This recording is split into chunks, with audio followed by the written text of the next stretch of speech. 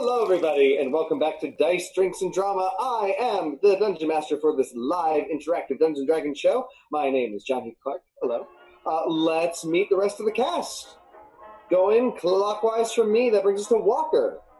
Hello, guys. My name is Devren Bryant. I'm playing Walker in Summer, a tabaxi rogue who grew up who's just been revealed that he is a prince, that's a whole thing that I'm dealing with. And he's here to, not be princely. That's what he's doing right now. And that's him. Cool. Hi, I'm Zëk Stewart, and I'm playing Euclid Clausen, a new addition to this team. I'm a warlock, Asimar warlock, who is their patron is my former character, Skimmerhorn, who became a god in Theros at the end of our game last time. I'm playing with a different subclass now. It is oh no, I have misplaced the name of it. There we are, a wild magic warlock. Largely because Skim is new to this god thing and doesn't know how to control his powers. So every so often, I'm gonna have things go off and go crazy. It's a different. You can find this on the DM's Guild. Check it out there. Cool. Hi, I'm Carter Scott Horton. I play Finnegan Berry Bramble, a stout halfling draconic origin sorcerer who's always been a draconic origin sorcerer. And he's here to, make some nosebleeds happen. Ears are bleeding. Yeah. Oh, your ears this time. Yeah. Oh, I've always known you as a wild magic sorcerer. this is true. See, you're immune. Yeah, and he's here to, support the crew, help with the, maybe being a prince, probably not being a prince situation, and also maybe find his dad. He doesn't have dad issues. It's whatever. Hi, I'm Vic Priano. I play Guinevere Groveheart. I am a Circle of Dreams druid. I realize that all my low enough CRs are in the other room, so probably not going to wild shape till the break. All right. So, we left off with them going to the holdout of the Marhargora dragons. That are the necromancy, dark magic infused green dragons of the Green Dragon Empire. The Green Dragon Empire fell recently and has been split into camps that have dissipated throughout the jungle nearby. And they disabled their necromantic ritual, but got the attention of the adult green dragon that is well outside their theoretical power range. And it's flying down at them right now. It's pretty far away. You got about 3 rounds. I suggest you do something about that. Scatter, run. Don't clump up into a tiny ball. Thanks for the pro tip, Dungeon Master. I just don't want you all to die in the first 10 minutes. You guys don't want to watch us roll new characters? Hey, Gwen, Dragon, I feel rough. If you were to put numbers to a health system, I'd be at half or less, maybe. Gwen just kind of pats you on the back and cure wound.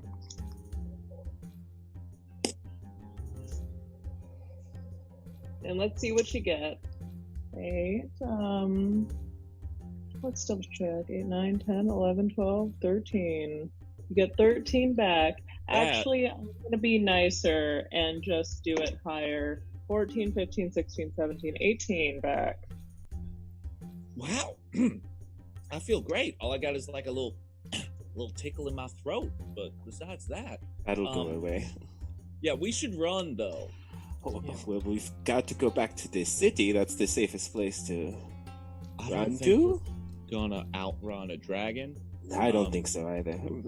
Maybe if we use the jungle as cover. But I like that idea. I like running away from big things that fly. But there might be Moving other very things quickly. It's like 18 seconds away. in the jungle. Let's run. Yes. Great. So, are you running in separate directions? Are you Standing out. Scatter. Great. So, okay. you all go in directions and in different directions. I just had my dice, and then I set them aside for reasons that I don't remember, and now I don't know where they are. Zeke, wait, while you look for the dice, Zeke, did you have a thing? Maybe a plan? Yes, I could cast Shadow Veil and make us all, invisible, kind of. Give us plus 10 to our hides if y'all want to hide. Yeah. Cool. Yeah. Yes. Unequivocally. You do that, and then you're scattering. Euclid, it is flying after you Great. for some reason. But you can try to hide. Everybody else gets advantage on their stealth check. Euclid gets disadvantage because it's paying attention to you. So just normal man. Right? Then just normal. No. You get plus 10, but disadvantage. Oh, I see. Cool. Wow. Guess you got a 34 because of my nat 20. Good for I'm you. at 22. Okay. You're at 20. Don't let me see that. I rolled a 1, so thank God for that advantage. That's a 1. Okay. So, Euclid, 20. Yeah. the green dragon is going to breathe a terrible gout of yellowish-green chlorine gas. Leaves wilt around you. Trees rot and decay. It's a nasty thing. Bugs are literally falling out of the sky around you. I need you to make a DC 18 Constitution saving throw. Great. Well. Haha! Yes, it was 17 plus 2, 19. Lovely. So you're going to take 29 poison damage. Good. Got that. Okay. Right? Yeah. Why don't we all roll initiative and see where we're at? So, that's the first round. Dragon's going at natural 20, so that's fun. Hater. That's a 17. Oh boy, here we go dying again. Yeah. Thank you for quoting me from the Twitch stream. Yeah, it was too good not to share with our eventual recorded viewers. Hey, YouTube. Hi. I got a 24. Hey, how's it going? 24 for Walker in summer. I got 5. 5 for Gwen. Yes. Just slightly better. Got a 6. 6 for Euclid. Bye, guys. And Finnegan. That was a 17. 17 for him. All right. And something's going off at natural 1. I rolled a natural 20 and a natural 1. So, 1 for. Oh no. is going to see if it gets its breath weapon back. It does not. So it is going to fly at incredible speed and land next to Euclid and attempt to bite his head off. Okay. Euclid, what's your armor class? It is 12. 12. I have some armor. All right, it's plus 11 to hit. Okay.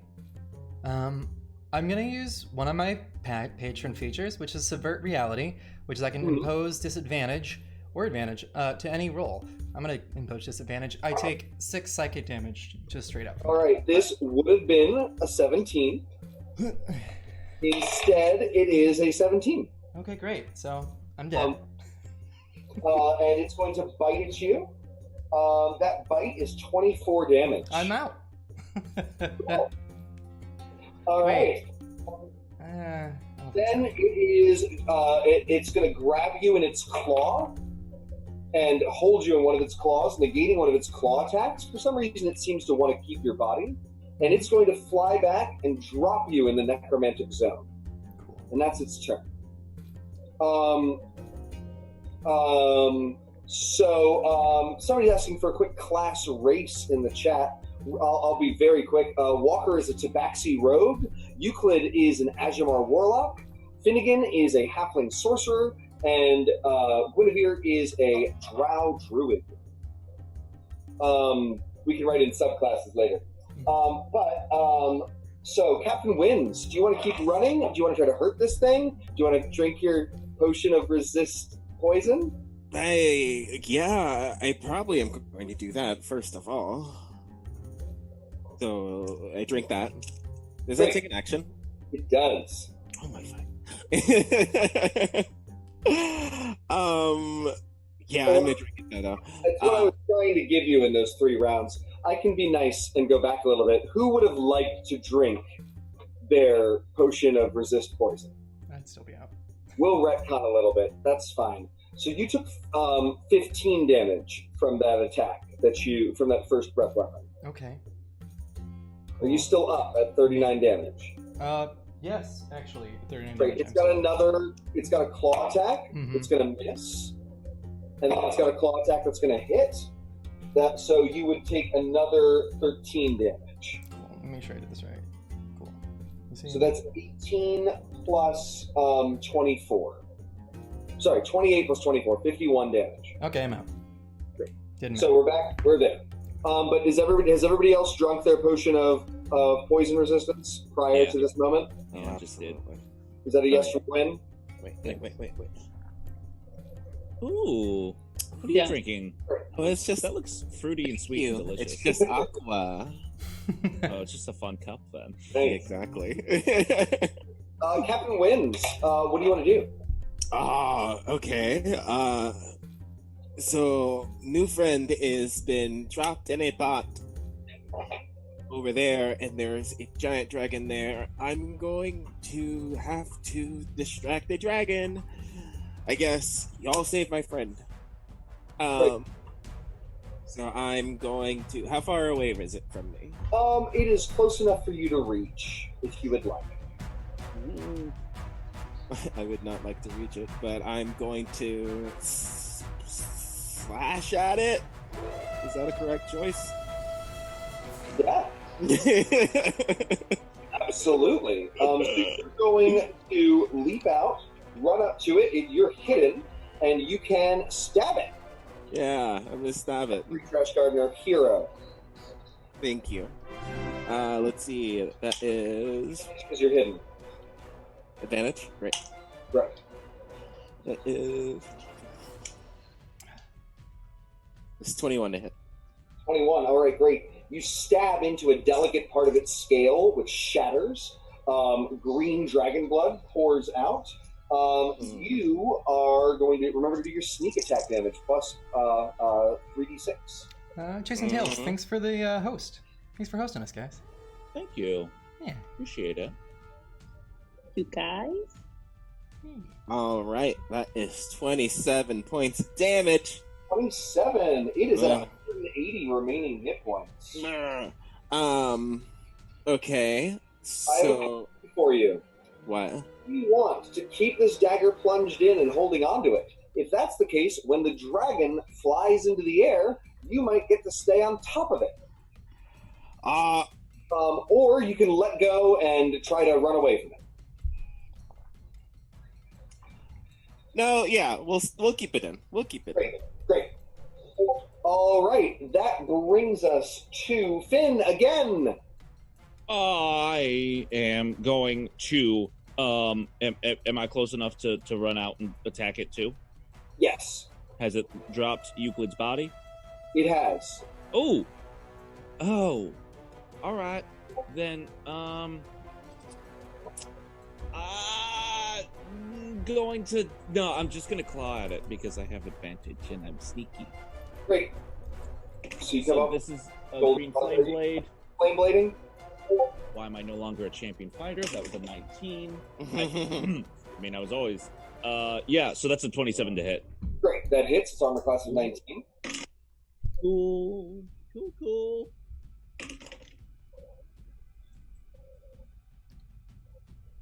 That's 17 damage, and then I am going to. I assume I used all of my movement to get there. Yes. Yeah. So then I guess I just like sprawl out on top of Euclid in like a protective way. Got it. Yes. It's not awkward. No homo? It's not awkward because you're unconscious, and that would be weird. You're right. The Fair. Margora looks down at you and says, "Hardly a snack." I'm a full course meal. What are you talking about? Then Euclid, you are unconscious. Death save. Death save! Oh, 12! I got a good one. That's okay. good. What? Were you laughing? I was like, oh fuck, I should have just done medicine. Actually, you don't want me doing medicine. Never mind. To make it worse. I'm so dumb. How did your death save go? I succeeded. Great.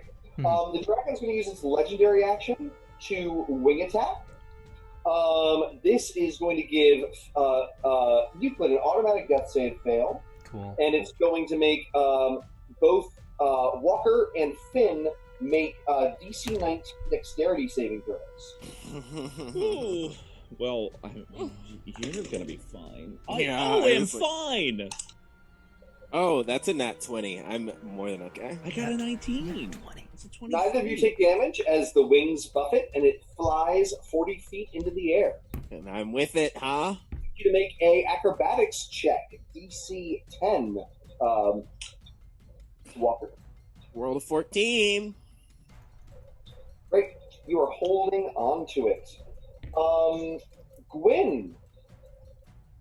I am just gonna run support this round, so I'm gonna get into the area where he is, and I can fly and probably avoid him, actually, but I'll fly under the cover of the woods, because I imagine I can probably maneuver that a little bit easily. And you're And I'm just gonna use no idea where you are.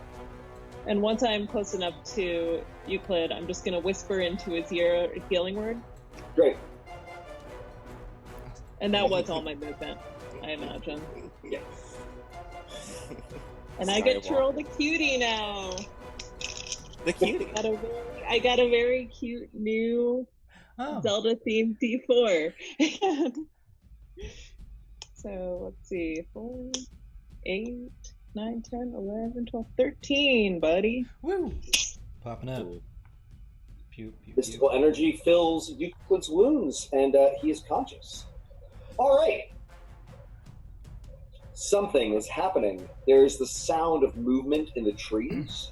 You hear people approaching quickly. All right, the dragon gets its breath weapon back. It is going to breathe down at Gwyn, Finn, and Euclid. Cool. It thinks it's just breathing at Finn, but yes. So I need everybody to make DC 19 dexterity saving. 19 now. Dex? Not dexterity, I'm sorry. DC 19, 18 constitution. There we go. Okay. I will take that nat 20. I'll take that floor nat 20. Nice. You're still going to take 15 damage and be unconscious. Oh, I'm sorry. I got an 8. So that's a 20. You're going to avoid just a little more of that damage. You're going to take 12 damage and be at 1. Hey! What happened with Finn? He's so tall in his mind, but he came up a little short with a 17.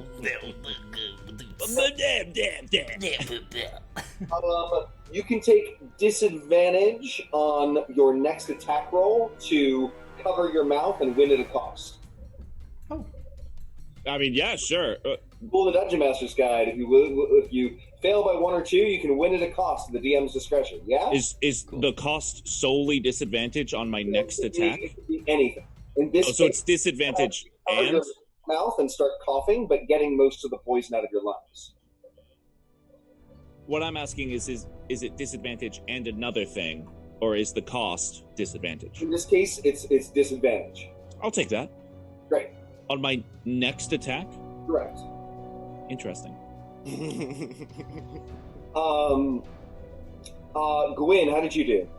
8. So you end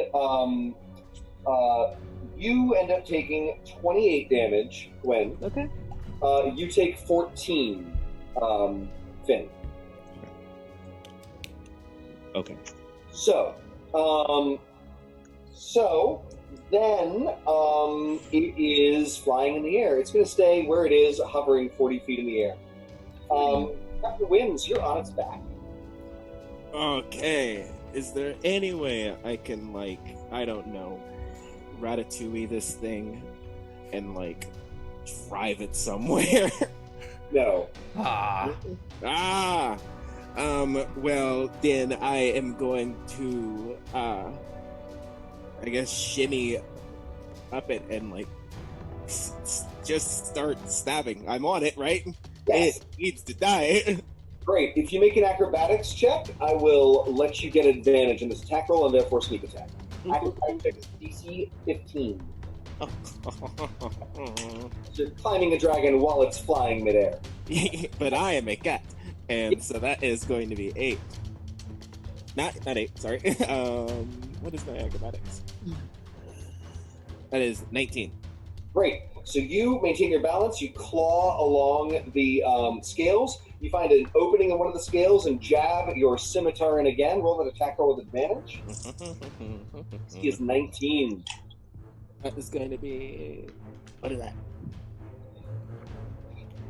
22. 22? Yeah. It is... So 22 to hit. So then you get to do your damage. You sneak attack. You find a delicate spot. Blood is spraying down, hissing into the ground in the chlorine gas that cloaks all of you. Sorry, guys. 19. Damage? All right, it's 144. Oh. Great. Finn! All right. I quickly yell up to Summer. Are you gonna stay up there for a little bit? I can come down if you'd like. It's really up to you. I just have a thing, I could do. It's large enough that you can fireball and hit its tail and hindquarters and not hit water. Beautiful. Well, then I fireball, which is in fact my next attack. It is not. It is your next spell. The next time you make an attack roll will be at disadvantage. Okay. I tried to be sneaky. That's fair. I know. You're still being sneaky. You're getting away with it. All right. So it's going to roll. It's a 15 dex save.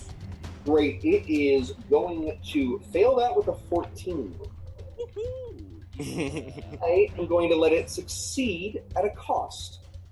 It is going to plunge out of the way and drop 35 feet to get away from your fireball. It's still going to be singed and take half damage, but it's going to be at near ground level and reachable by the rest of you. Okay, so I rolled 34, which would be 17 fire damage after it's halved. Great. And then I'm going to burn 2 sorcery points then, if it's within melee range, to do a quicken spell, an attack with disadvantage with my green flame blade. Great. You're still coughing a little bit, trying to get it all out of your lungs as you reach out and slash.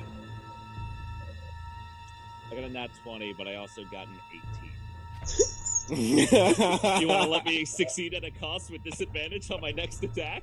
No. Alright, that's You still succeed. You hit. with an 18? I thought Oh, no, AC is 19. You can succeed at a cost again, sure. If you it's turning its head rapidly at you, you can give it a free attack at disadvantage to hit on this attack. Yes. Sure. Great. I guess. Okay. I'm gonna regret that, but okay. It's gonna bite you. Well, what's your armor class? My armor class is 17. It is indeed going to bite you for 24 damage. Okay, so shield isn't going to do anything about that. That was my base in the hole. Oh, it hit with a 27. Yeah, I know. Okay. Wait, 24 damage. 24 damage. Okay. Which is exactly what I was at. So I'm gonna deal a fantastic 14 extra damage before just like falling over. Okay. It's 13 as your green flame blade goes off and singes it, but you are knocked unconscious. All right. That brings us to Euclid. Death save. No, I'm up, man. Remember, Oh, I yeah. had 1. That's right. Yeah. Right. I give him 13. I did. I'm sorry. Yep. So I'm going to cast Ador of Agathis. Armor of Agathis, and that gives me. I also have the in that Tome of the Pact thing that you have. Yeah. I have the invocation that makes it casted at a higher level. Doesn't matter. I get 20 instead of 15. Great. Cool. Great. And I'm close enough to Finn, right? I'm pretty close to Finn, right? Yeah. Cool. Then I'm gonna use what is it again? Healing Hands. And I'm gonna heal him for Bonus 6. action. The Ajimar ability. Yep. Mm-hmm. Is it an action or a bonus action? Oh, well, there we go. I should check that. Sorry, that's in a different book. I'm pretty sure it's an action. Oh, well, then I don't do I am not certain. anything. As an action. Cool. It's an action. Great. I don't do anything. Thank you, Ruby Pants. I wanted to make sure before I said no. All right, Gwyn. Counts. Well, you said that moved a little bit. I'm just going to take my time to cast Moonbeam in a 3rd level spot. Great. I know the odds are not in my favor. What's your DC? My DC is going to be 17. Great, it got a 14, so it fails. The moonbeam burns into it, shimmering through the sky like a great target mark. Get those D10s going. Oh, it's 16, 16, 17, 18, 19. 19. Great.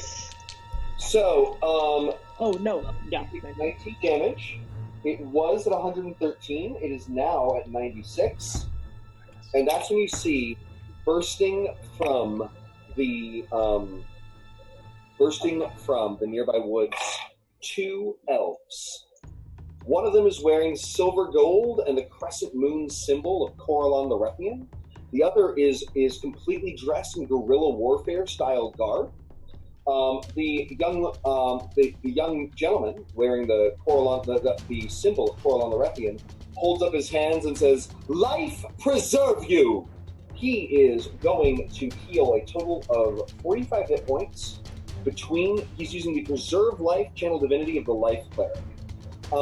So that is anybody that's at less than half hit points. Who's hurt the worst? 1 for, you're at 1 hit point, Euclid, right? Yes, and then temporary hit points. Temporary hit points are not part of your half hit points. So what is your what is half your hit points? 30. 30? 35. So he's going to give you 20 hit points. Who else is hurt? I'm dying. You're at 0? Yes. Oh my god, points? Doopy. Sorry, my I'm at like 4. Points? I'm fine. I'm fine. You're going to get 25 hit points. 20 to Euclid, 25 to Finn. 20 is half of my HP. If you want to give 25 to Euclid. Other way around. Okay, cool. Great. Mhm. Then, the young woman is going to say, "For the Dragon Slayers," and fire an arrow. 2 arrows, actually. One of them is going to miss, but the other one is going to plunge through its wing, and when it does, a magical energy surrounds that wing, rendering it inoperable. The dragon falls to the ground. Yeah, I'm still on this. You are indeed. I'd like you to make an acrobatics check to hold on. Oh, thank the Lord. Oh, nat 20. Great. You not only hold on, you're in it's so well. a position, Oh, but you get advantage in your next attack. woohoo! All right. The dragon is upset, I would be. but it's not getting its breath weapon back. It is going to try to get this horrible gnat that's on its back off. So it's going to Leave me make alone. attacks at disadvantage because you're on its back. What is your armor class, Walker? Walker. Oh, frozen? Oh, he's frozen. Okay, I thought he was just Oh, giving me Oh. a funny face, because that is a great funny face to give me. This is a... Back. oh, you're back? Great. I was going to say, this is I'm a back. great not get hit. Did I ask you to turn off your internet? Great. What is your armor class? It is 17. All right, it's going to miss with a 13. Second claw attack is going to hit with a 17, but it would have been a natural 20 on the other guy. Oh, ugly. Clawed for 13 damage. 13. Can I use my uncanny dodge? You can, but it's going to throw you to the ground and try to bite you, and that does 24 damage if it hits. Ooh, okay, fine. I'll get clawed off. Great. You're clawed off. You take 13 damage. You're on the ground. And then it's going to bite you with poisonous gas dribbling between its fangs. Yeah. It is going to hit you with an 18. That's ugly. Well, actually, when I said 24 damage, I lied. It would be 20 because you're taking half from the poison already. You want to cut that down to 10? Yes, we do. Great. 24 if it does full poison damage. All right. It's whipping its tail about, and it's going to start doing tail attacks as its legendary actions this round. Captain wins. The winner of D&D. Yes. Let's see. What are we going to do? Let's see. We've got 2 new allies, and I'm going to be like, thanks, guys. And then I'm just going to stab it again. Because that's what they do. Wait. It just clogged me off. There's no way I can hide, huh? Is it engaged with anybody else? It is indeed engaged with everybody as it is landed on the ground in the midst of you all. Perfect. So I do get my sneak attack if this hits. DC 19. Wait, don't I get advantage on my next attack roll?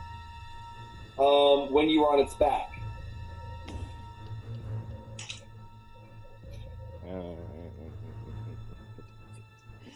That's a 15.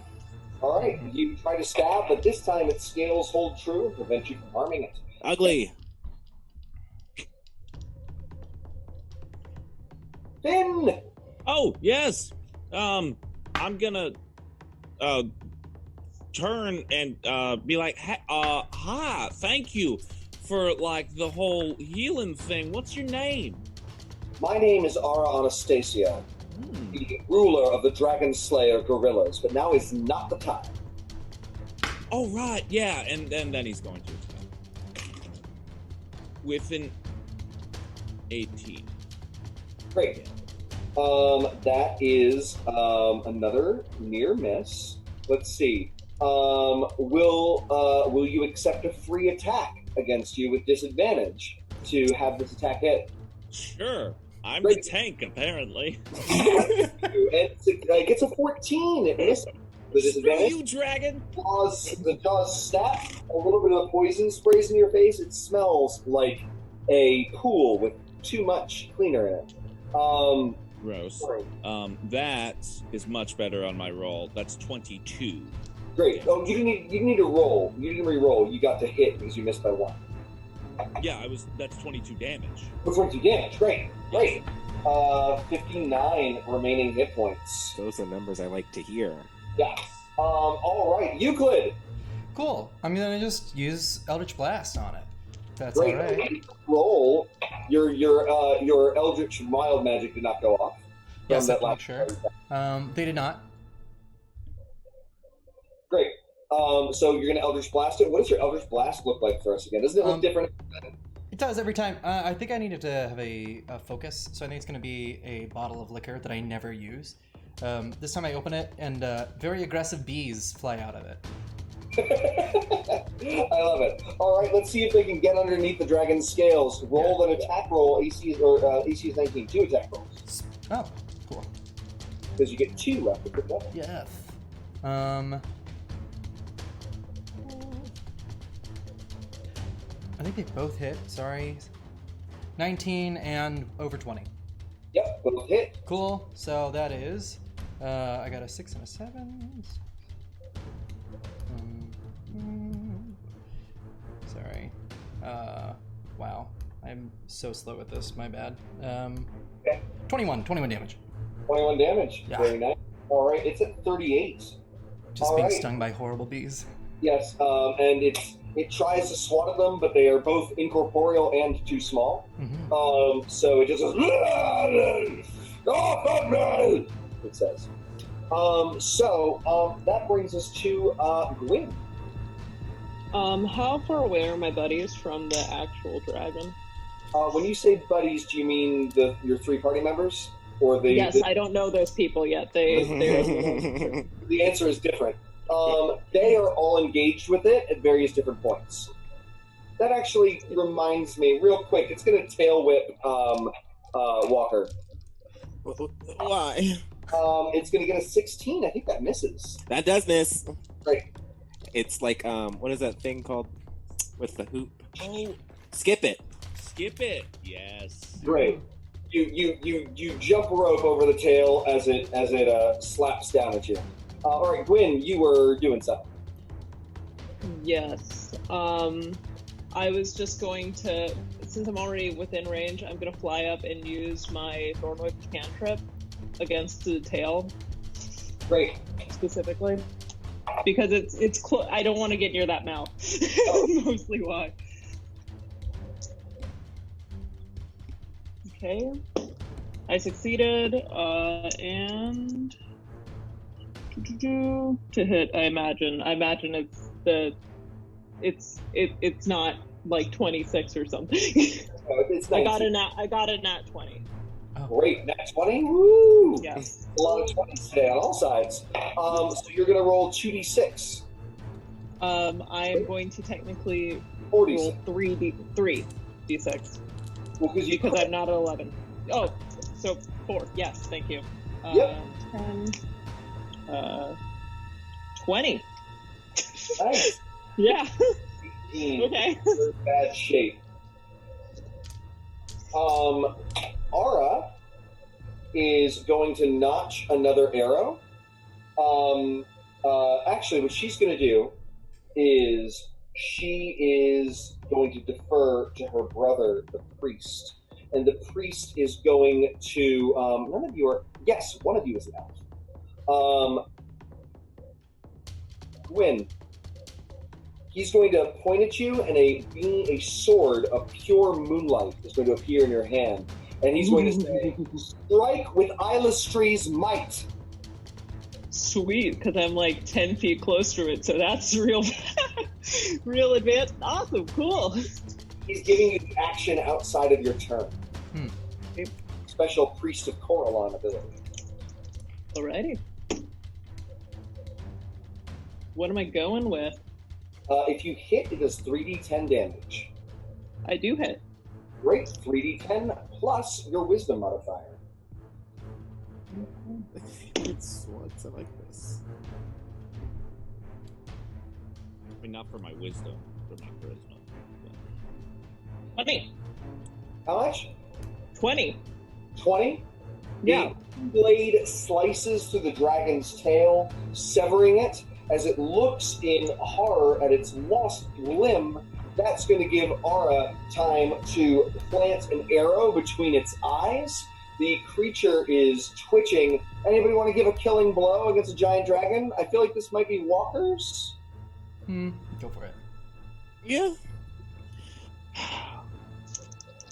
It's like I'll take it, but I don't know how Walker feels about killing one of the dragons that enslaved him.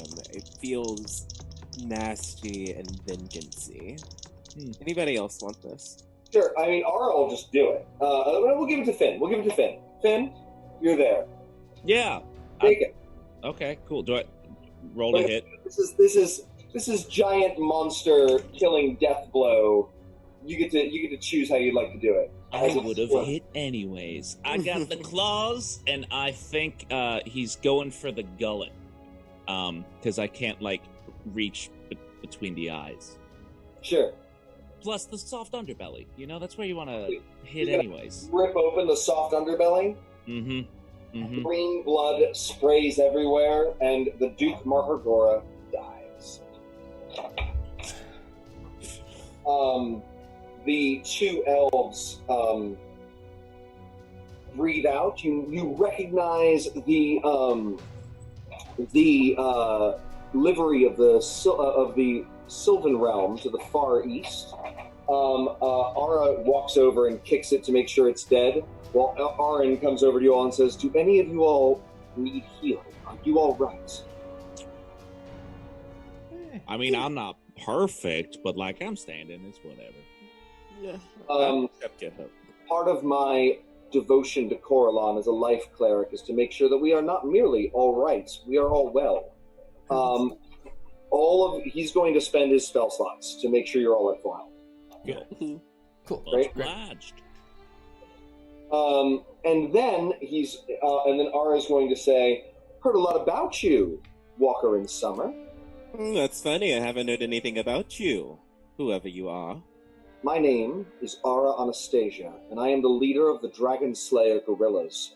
We were part of the team that ousted the dragons from Tekatuatl, and are now going about and trying to remove the remaining dragons before they try to reclaim what they think is theirs. Okay, that's fun. But we have always tried to remain in the shadows. Our war was a guerrilla war and a war of insurgency against the Green Dragons that required us to remain hidden.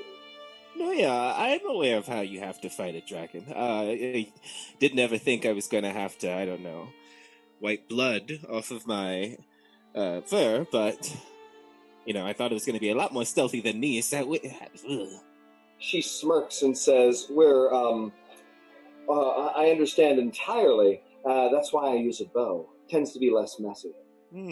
I'll have to think about that for next time. Is there going to be a next time? Ideally, there are still 3 more dragon encampments in these jungles that need dealing with.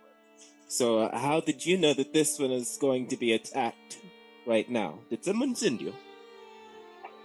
Arin has clearly swirling magical energy. You would assume that they were both wood elves. When you look at Arin, there is a dolorousness to him. His skin is even paler than normal, than normal for an elf, and his hair is crusting over to blue.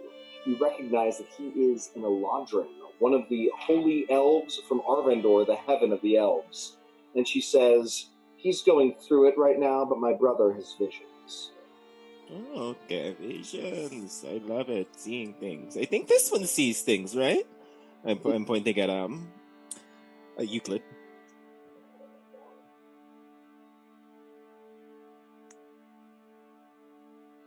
See, we all see things here. There's a debate going on in the chat, and I think it needs to be an official vote. The debate going on in the chat is, should our red dragon sorcerer, Finn, eat the heart of the green dragon to try to gain some of its power? So far, we have 2 votes, yes. OMG, no! Make sure you're not muted. Can you hear me? Yeah. So, chat, to eat or not to eat? That is the question. We're going to start. We have we start with a vote on each side. One from Rai and one from Trash Gardener, and now we have another one. Oh, we're getting more. So we have 2 eats. I mean, it's already dead. It'd be like killing a buffalo and then not eating it, right? In my opinion, yes. Yeah. All right, we're at a tie right now. We need one more. Eat it, Kelso. Kelso is for the eating of dragon hearts. So, we're there. Eat, and Ryan has tried to double vote. Yeah. Ryan. Also, Ryan and Shinigami King, they highlighted. You don't need to use voter fraud. Okay, great. It's okay. All sides are using voter fraud. It's fair and it's corruption. So, Karima. All right. Yes. So while everybody else is talking to the Dragon Slayers, Finn, what are you doing? Finn is very quietly, because he's already in the area, so he doesn't even have to move. He's cut up that soft underbelly. He's just like slowly, nonchalantly, just like reaching around for it. Trying to find the heart, and then once he does, because he's got these claws that are razor sharp, he's just gonna do a quick Great. Make either a medicine or survival check to accurately. What's the word when you tear out somebody's heart? There's a word for that. I'm just gonna say just to not botch it. Dehartation. Dehartation. You know how we get inspiration every round or every Is it your roll? Yeah, I think I'm gonna use it on this, the thing that doesn't really matter. This matters. Yeah, it matters to me. That was worth it because I just went from a 6 to a 19. And there's that. Well, there's no single word. I thought there was, but there's not. So you managed to tear out the heart. Are you trying to do this in a way that nobody sees you? Yeah. Yeah, Great. not like if someone does, I'll deal with the consequences. But like, I'm trying to be a little sneaky about it. Stealth check. Okay.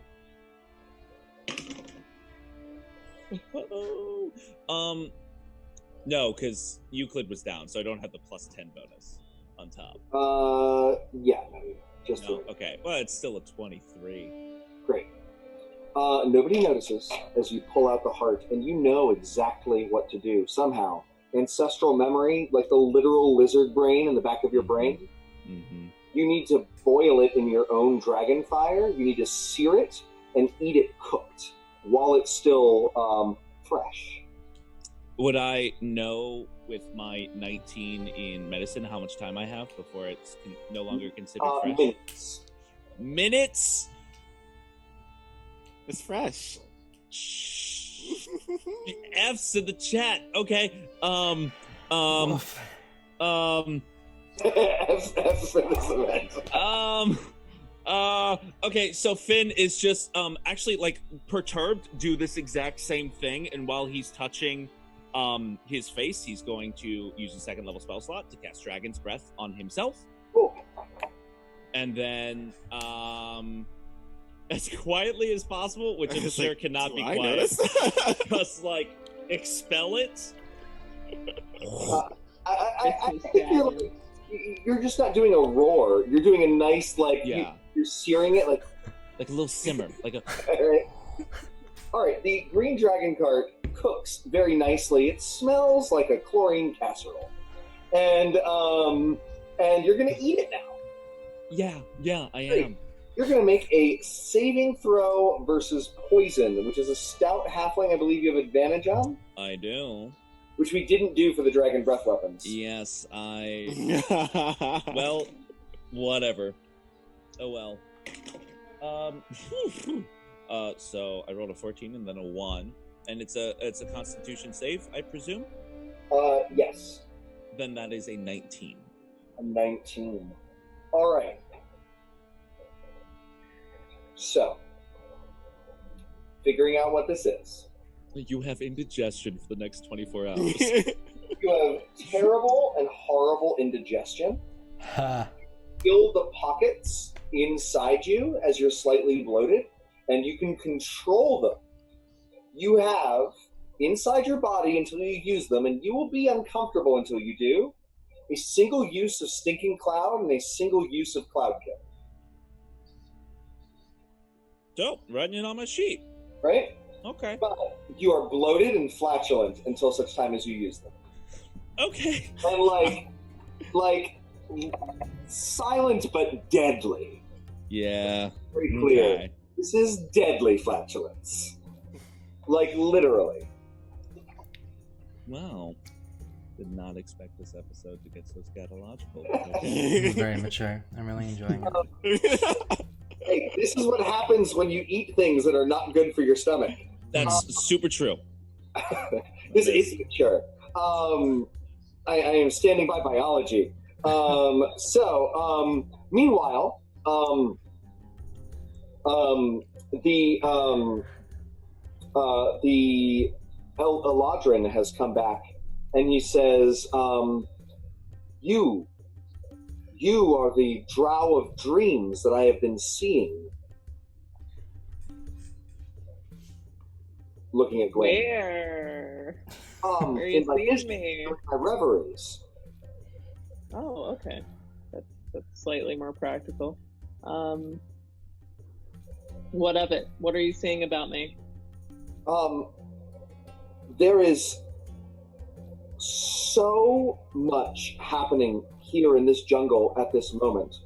And what has brought you here is not the most important thing. I have a message for you from Ilustry. It's about the moon and dreams. And Are you a lunatic or something? a little. I mostly worship Coralon, but I do the other Seldarine. And I'll appreciate your joke when it's not burning into my brain. You need to stop the not dreams. Stop the not dreams. Okay, that seemed like a lot to do, but That makes sense. There are things that Sure. are dreams, and you need to stop them.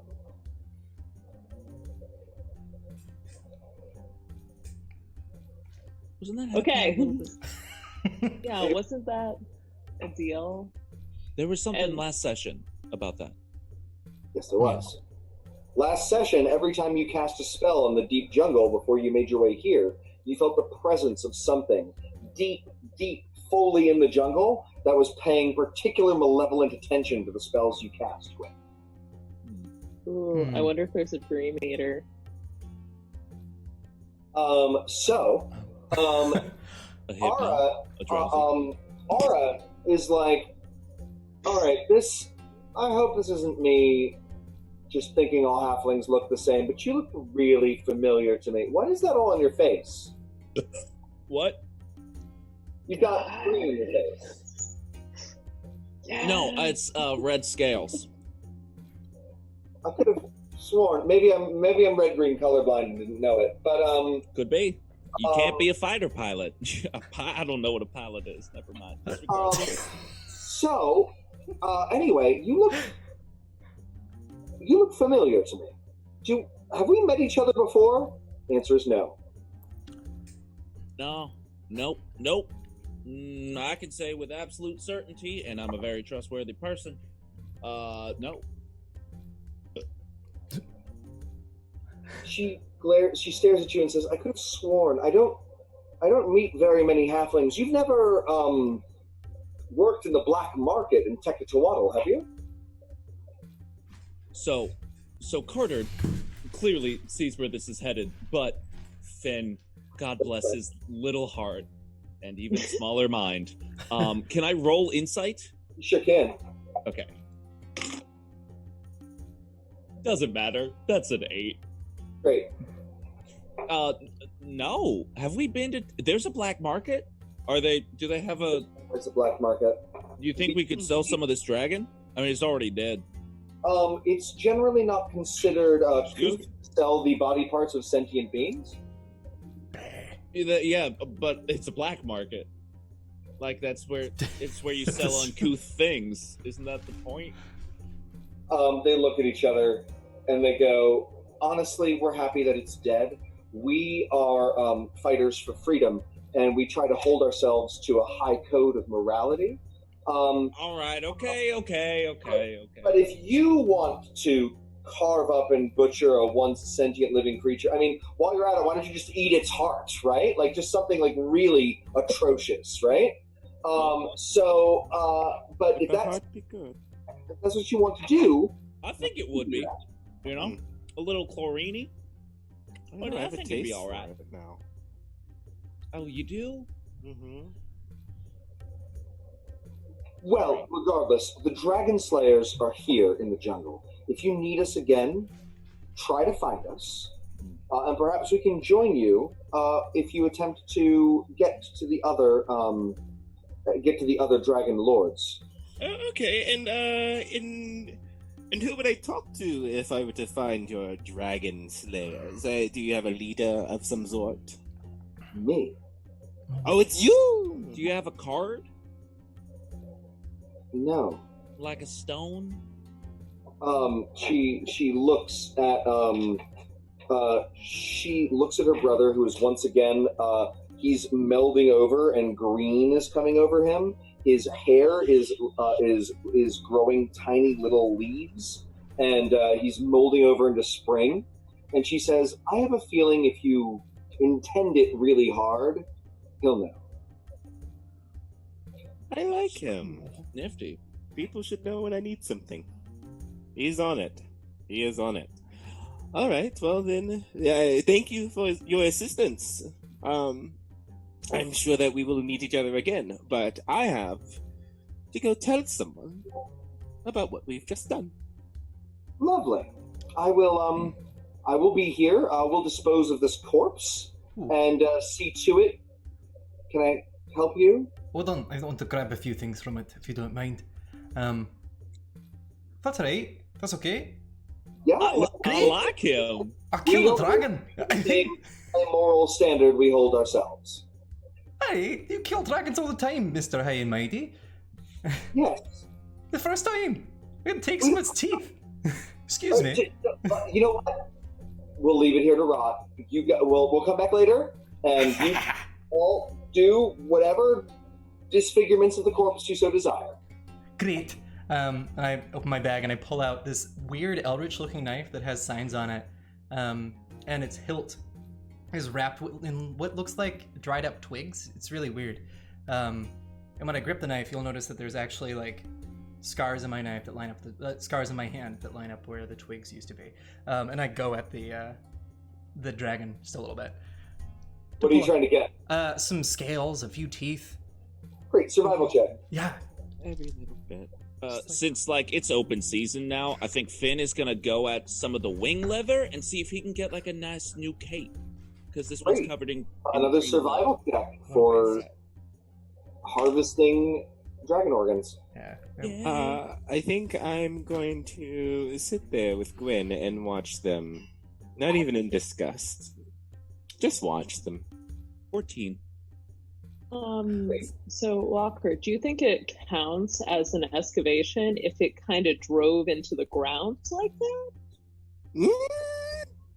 I don't know. How far into the ground did you think it got?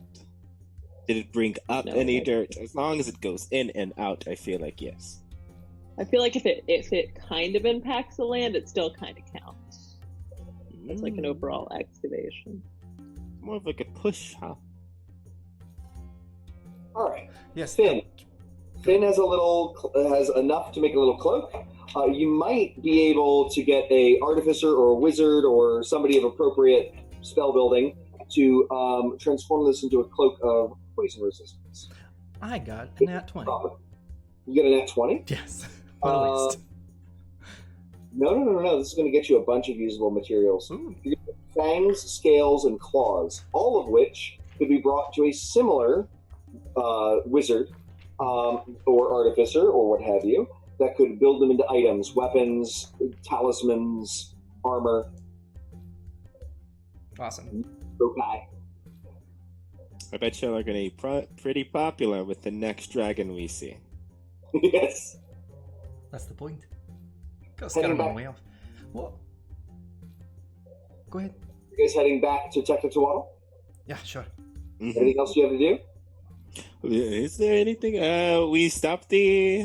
What were storm? Oh, that's right. There was orders. a couple of magical items of immense power locked in the ziggurat.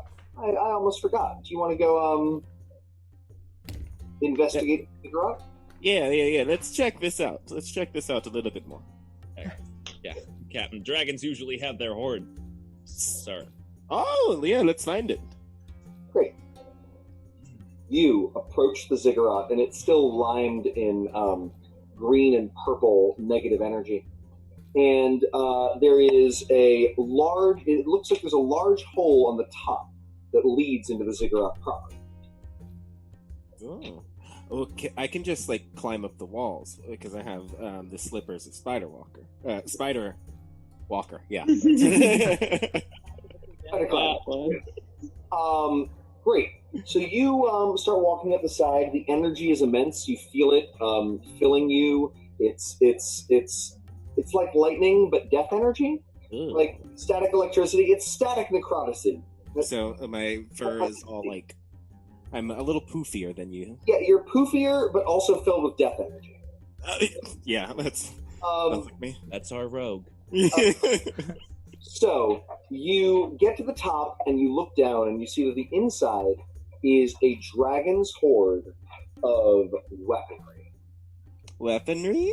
It is weaponry. It is hundreds of swords made of bone.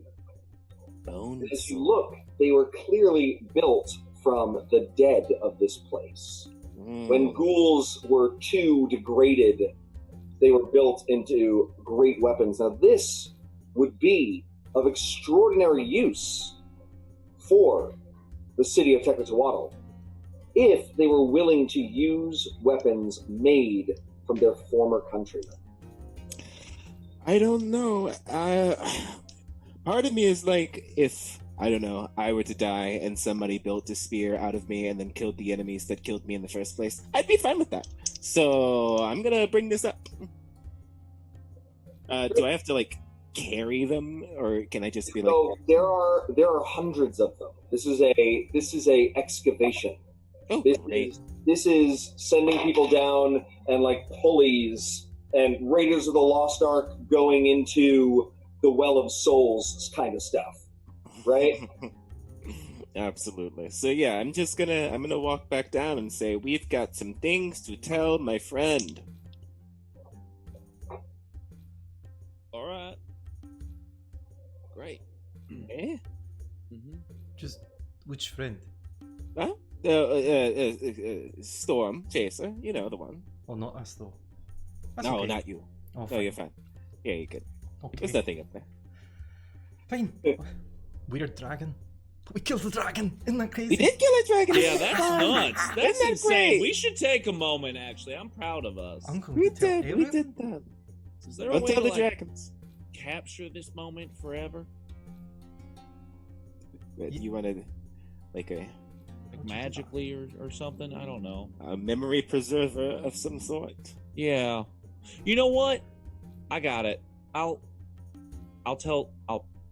write a letter to Snorfeezeldex and he'll write a song about it. Oh, I like that. Yeah. What's this? Oh, Sniffy's back. Oh, You he's don't going know to Snorfy. love you. Yeah, oh, he will. Snorfeezeldex is a little kobold bard, used to run with us a while back, and he's looking after our cart back in Port Elamay. You know, we probably should We have parked it a gone couple months and got ago. that before we this- came here, huh? You guys, you guys have a stone with which you can talk to him. Beads, sending beads. Do we have a stone to talk to him with? Yeah, we've never used it.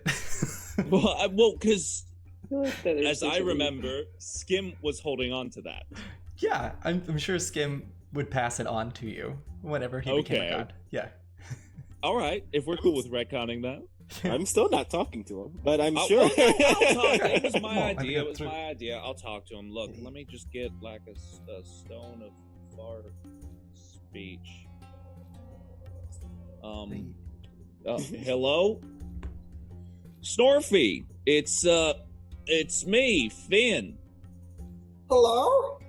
Hey, buddy, how's it going? Thanks! Yay! It has been so long! I know. Look, here's the thing. I don't mean to. It was in great condition! Great. You know what? I always believed in you. Batterby. Wow, we got a lot to I've been at night catch. for months and no one has bothered it. Good. Great. Ask him if you made any friends. Yeah, have you made any friends, buddy? No, mostly if somebody comes near the cart, it's like, get away from the cart! That is my friend's cart! And they don't like me.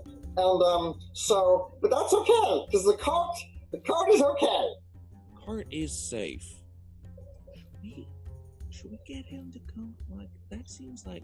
Audience! Oh, About it no. later. You should tell him to Audience! just Should Finn invite Snorfeezeldax to join them in the Green Dragon Empire with the long-guarded cart? I want my cart back. I left my plants in there. And all of your shoes. And You your haven't gotten shoes. Any shoes since then. I don't have any place to put them. It goes in the cart. That's true. It drove itself, too. It's nice. It was a nice cart. I don't want to see Cart, it. and it's in perfect condition. Yeah, we spent all of our money from our on that. Okay. Oh, the wee fellow might die. Ryan is a Snorfy fan. I love the nose.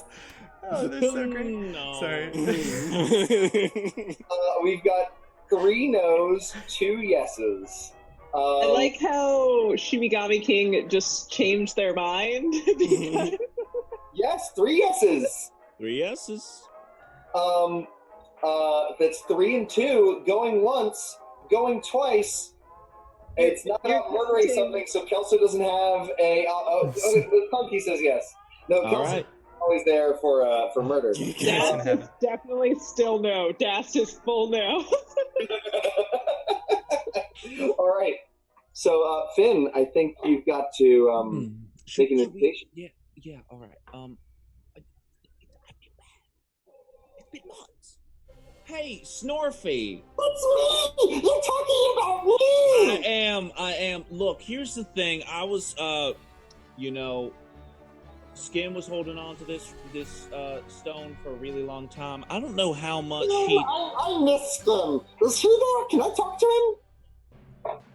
No, he's not here at the moment.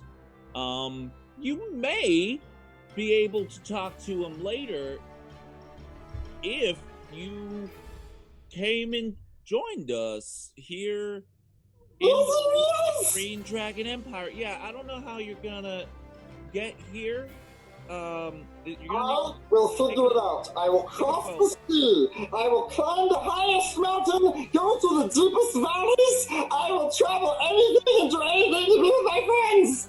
All right. Okay. Great. Do that. But also, while you're on the way, big news. We killed a dragon, and I think maybe it deserves a little bit of a celebration. And you're a bit of a songwriter. Not only did they kill a dragon, they found still together was their wagon. It's a good first draft. Yes! Yeah. Editing is a beautiful thing. We'll keep working on it, buddy. Can't wait to see you in the flesh. All right, bye-bye. Stay good. Stay healthy. All right.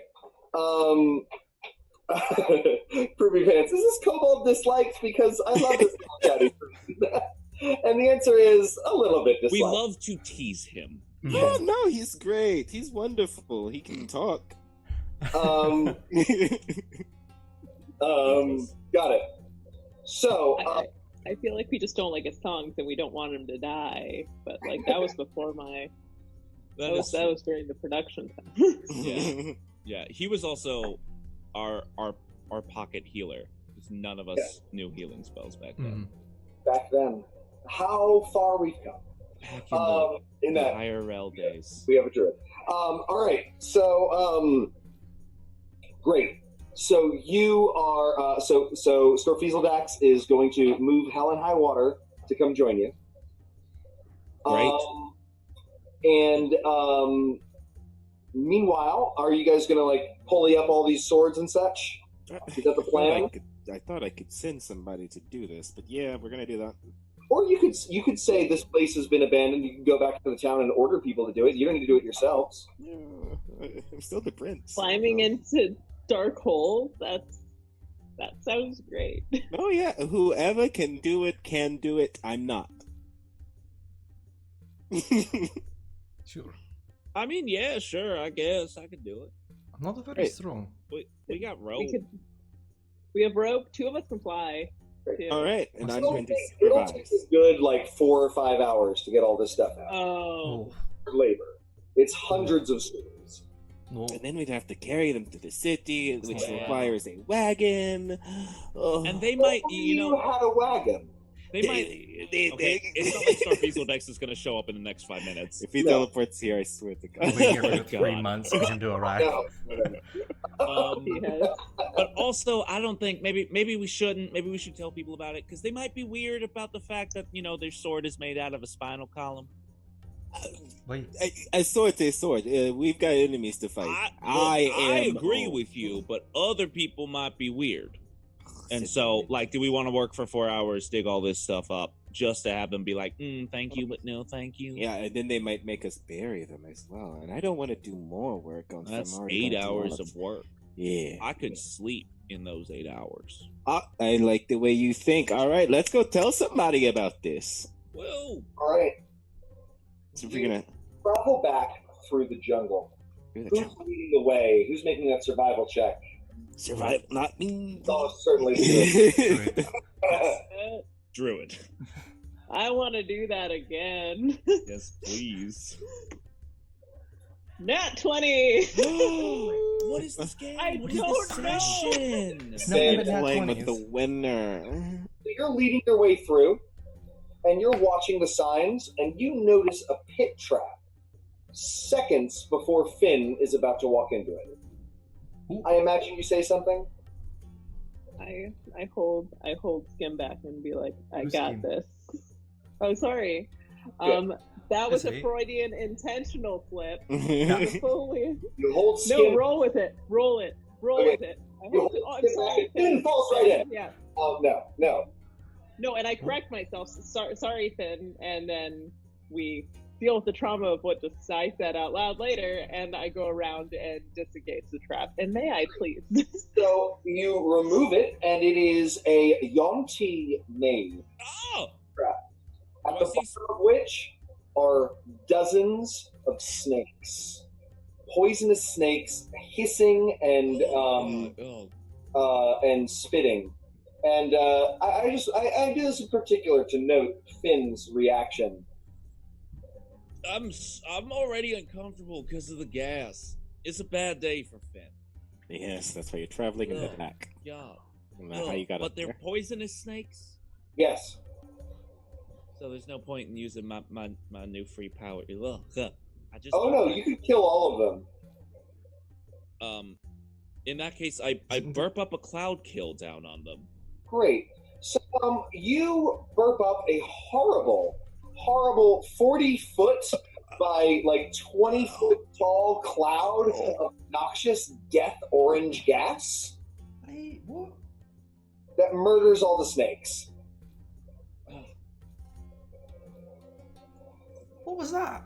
What did you eat? Hey, no, that didn't. How do you know I ate? I 'Cause ate they the dragon. I ate the dragon's heart. Ah, was it good? It wasn't. It wasn't. It wasn't, and it just gave me gas. Aw. I know. Eh. Like, are there any flavor notes that you want to Yeah, share do with you, us? do you think you can season it a little? Chlorine. Mm-hmm. Toe jam. Oh, Yeah. why have you like, eaten toe jam? and this is something that you're really gonna. Well, I haven't. Okay, your olfactory senses are connected. If you've smelled it, you more or less tasted it.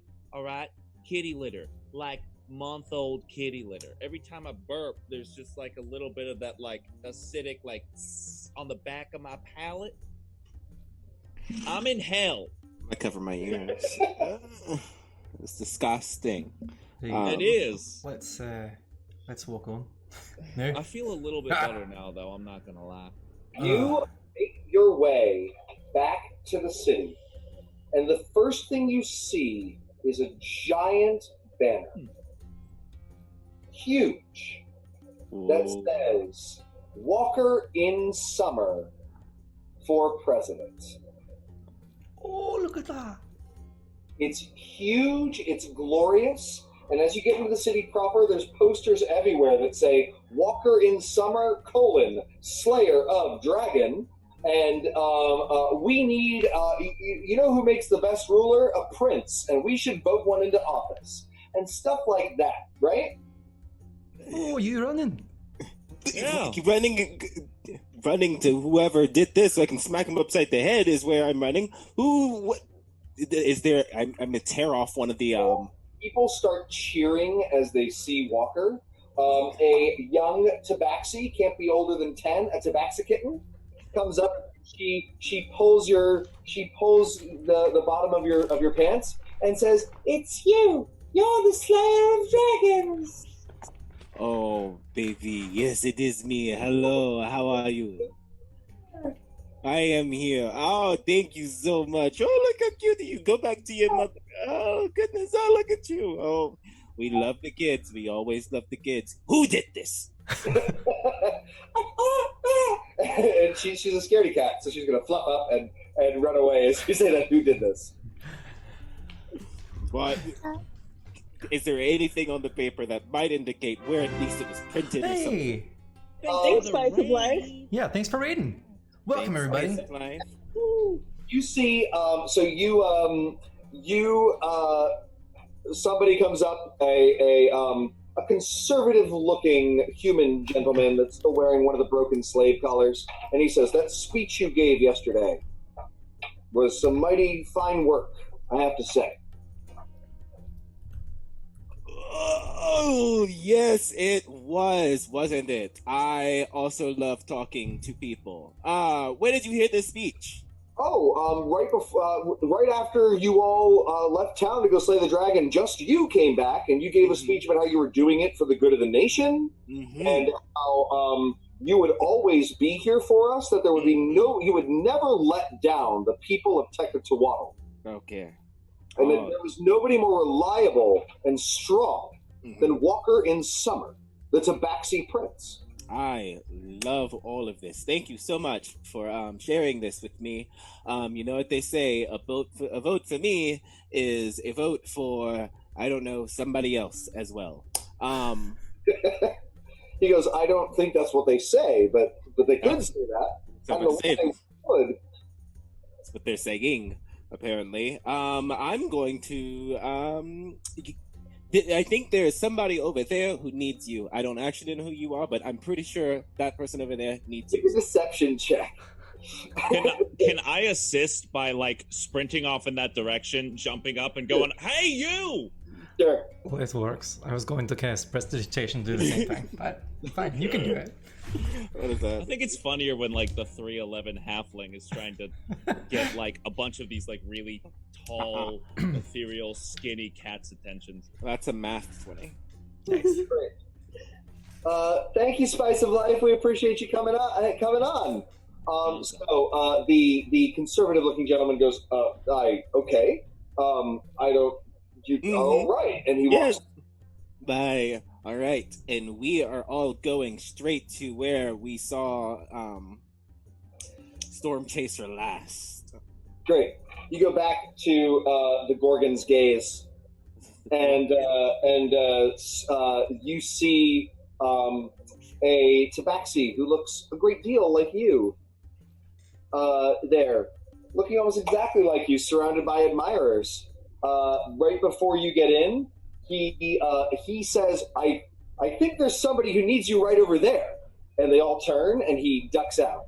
And they see you, and they go, "How did you do that? That was an amazing trick!" You know me, ha ha ha. You all know me, apparently. How do you all... Like, "Can we buy you a drink? Killing a green dragon for the town? The beautiful things you had to say about being here forever for all of us? We just... Can we get you just every drink you could possibly want?" No, yeah, I love it. A rogue absolutely loves when all of his actions are known. Nothing sneaky about it. Love that. Yes, buy drinks for all of my friends here, please. Round on, let's see, you. Me? I get to buy everybody drinks? Well, geez. Yes. And the human that you pointed at goes and spends way too much money buying drinks for everybody. During the... Right. Would you like to sneak into the back room? Yes, I would. Great. Storm Chaser is there in his normal Leonin, in his normal black-maned Leonin form, and he smiles and says, "How you doing, Walker?" I'm going to clean my claws a little, and I'm going to ask, what are you doing? What do you mean, what am I doing? What are you doing? You're running for president. Yeah, that's a good question, too. What am I doing? What have I done? Well, it seems that shortly after you left town, you came back, gave a very rousing and beautiful political speech that got everybody in the town on your side and loving you. And if you were to then walk out on them, I think you'd have every person who's ever known you would loathe and despise you. Okay.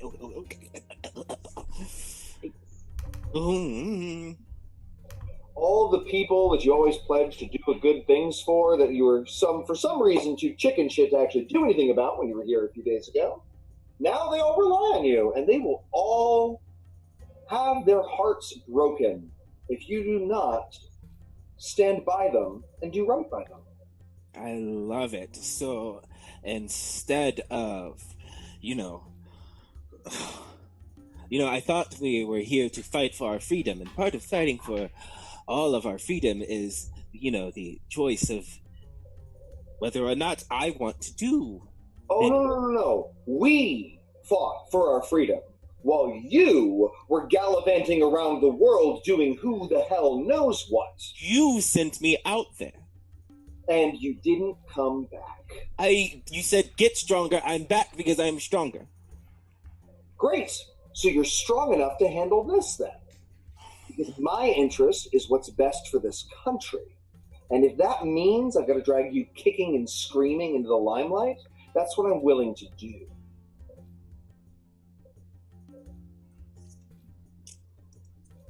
Who are my opponents? We're still figuring that out. You're the first person to announce. So right now you're running unopposed. That's great. So what happens? I become president, and then I protect this town? I think you got muted. No, you're just angry and quiet. No. Oh, yeah. Yes, you're muted on your end. No.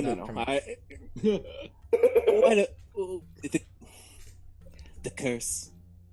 You know that curse? Yeah. That curse that says, if I come to rule, there's going to be, 1,000 years of... I won't even live 1,000 years. So I don't know what I'm going to do to, instill 1,000 years of darkness. But, that could happen. I think that's prejudice. I think it's because you were born with black fur when everybody expected golden fur. I think it's just a bunch of prejudiced, auspice fortune tellers who didn't think that you deserved your birthright. And they succeeded at denying it to you. But now you have the chance to make something new, something good out of your life. And yes, you had to be tricked into it. But hey, it's going to be the best for everybody.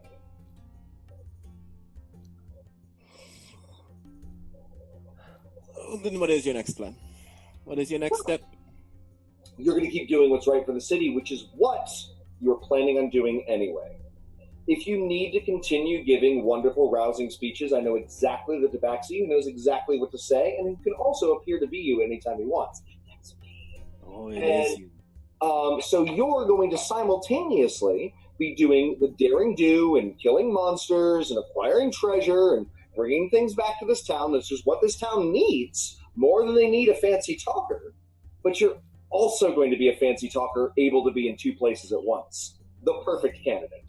Mm-hmm. And because somebody will discover that I am, in two places at once, what's the backup plan? Well, do you think these people are going to enjoy being tricked? Because I didn't, and you're the one tricking me. I think we can set it up, especially with the two of us sneaky as we are. We can make sure that nobody does find out. All right. As long as all that we're doing is the right thing, then fine. We can both play this game. Great. All right. I'm glad that you saw reason, and I'm glad that we can finally see you coming about a little bit of your legacy. And that feels like a fine point to take our 10-minute break. Cool. We're going to come back at 11:40, it looks like. See you cool cats and kittens later. Please.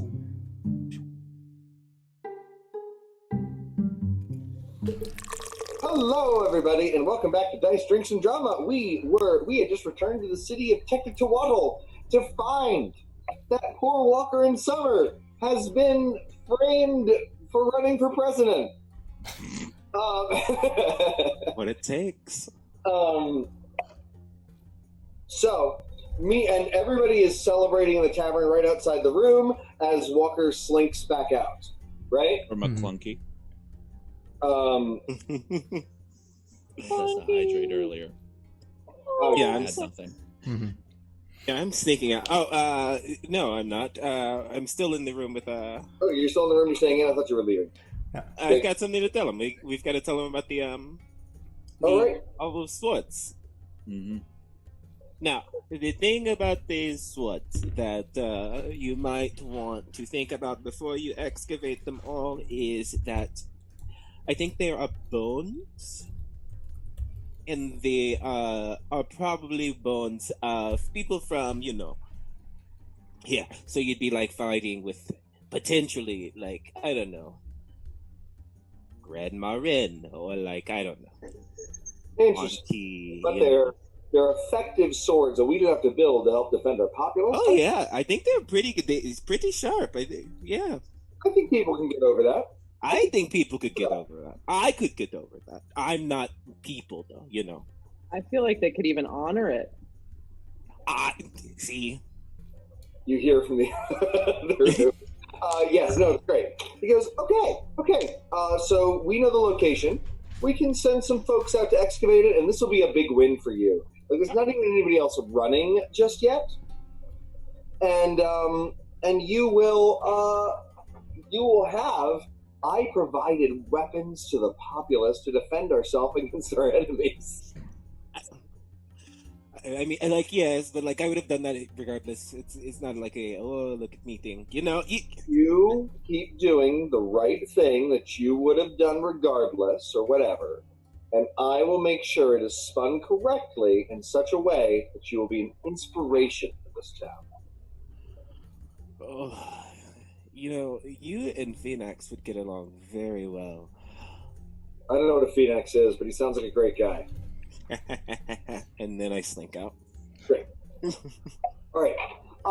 So the rest of you all have been eating, drinking, and making merry? I wanted to go to the bar and slide the green dragon scale across the table and be like, how many drinks does this get me?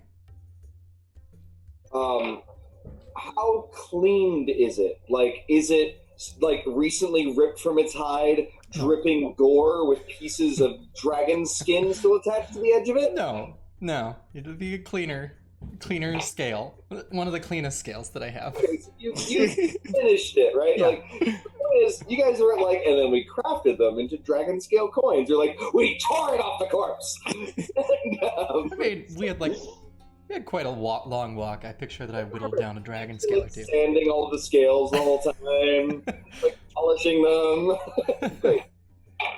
The barkeep is a earth ganassi that looks a little bit like a petrified statue, and he says, "That's a dragon scale." Yeah, just killed one myself. Oh, the presumptive president is just killed? Yeah. Amazing. That's an heirloom right there. I can give that to my kids. Yeah, absolutely. You know what? Forever? Okay? Okay. Yes. Of our finest. May get a keg of our finest for this gentleman. And a giant keg of mead is brought out. It is probably in volume your size. Like, it is a barrel that is as big as you. Walker, we should take this back to your ship.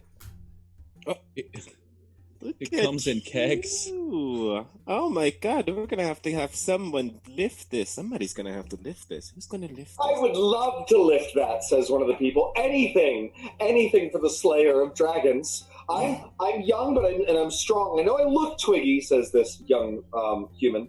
But I could carry that barrel at least roll it. Yes. I'm gonna have to find someone to lift this. I don't know who the heck I'm going to have to lift this. I'm gonna have to. You know what? Keep this here. I'm going to find someone who is going to have to lift this. Oh. Mm-hmm. And are you going back to the ship or something? Yes, we're going back.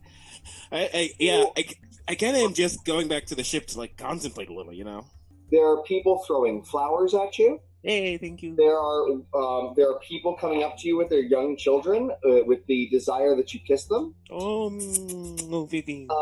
You are vastly popular, and everybody else in the party is somewhat eclipsed, almost invisible next to you. If they're following, you guys staying at the bar, or are you following Walker back to the ship? You said you were sending someone back with the. Yeah, I'll stay with the booze, so it doesn't get stolen. Yeah, Finn's gonna drink. Great. Well, yeah, he sticks with the keg. Great. So you're drinking from the keg that they're about to bring back to the ship? No, because people have already bought us drinks, so Making sure. I'm riding that wave until it ends, Can then there's the keg. Can you make 3 Constitution checks for me? All with advantage. All with advantage. That's poison, right? To see, yeah, this is poison. Just to see what degree of drunk you get to. So the first one would be a 15. Great. Cool. DC is DC's what? 12. Okay, well, 11 for the second round. You're a little tipsy.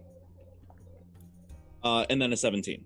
Great. So you're buzzed. You're not at your top. You probably have disadvantage on non-charisma mental checks. Intelligence and wisdom checks are probably a disadvantage. Like I was good at those to begin with. Right.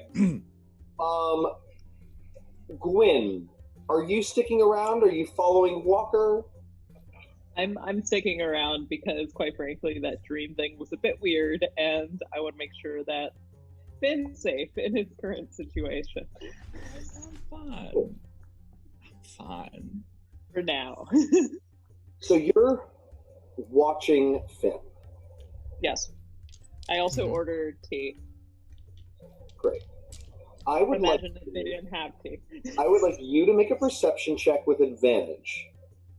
And I would like Euclid to make a perception check with disadvantage.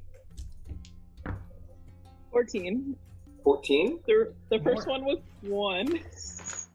So I'm very glad. Statistically, it was bound to happen considering how many 20s we've got in this game. Yeah. 15. Oh. You got a Hi, 16 and a Euclid. 15. All right. What did you say? I got a 15. Great.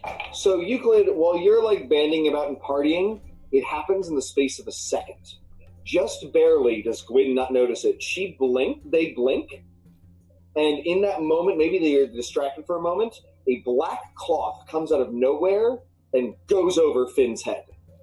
A trap door is open in the bottom of the tavern, and he's yanked down with nary a squeak. It happens so fast. Can he squeak out one word? Sure. What is the one word? Yipple. Classic.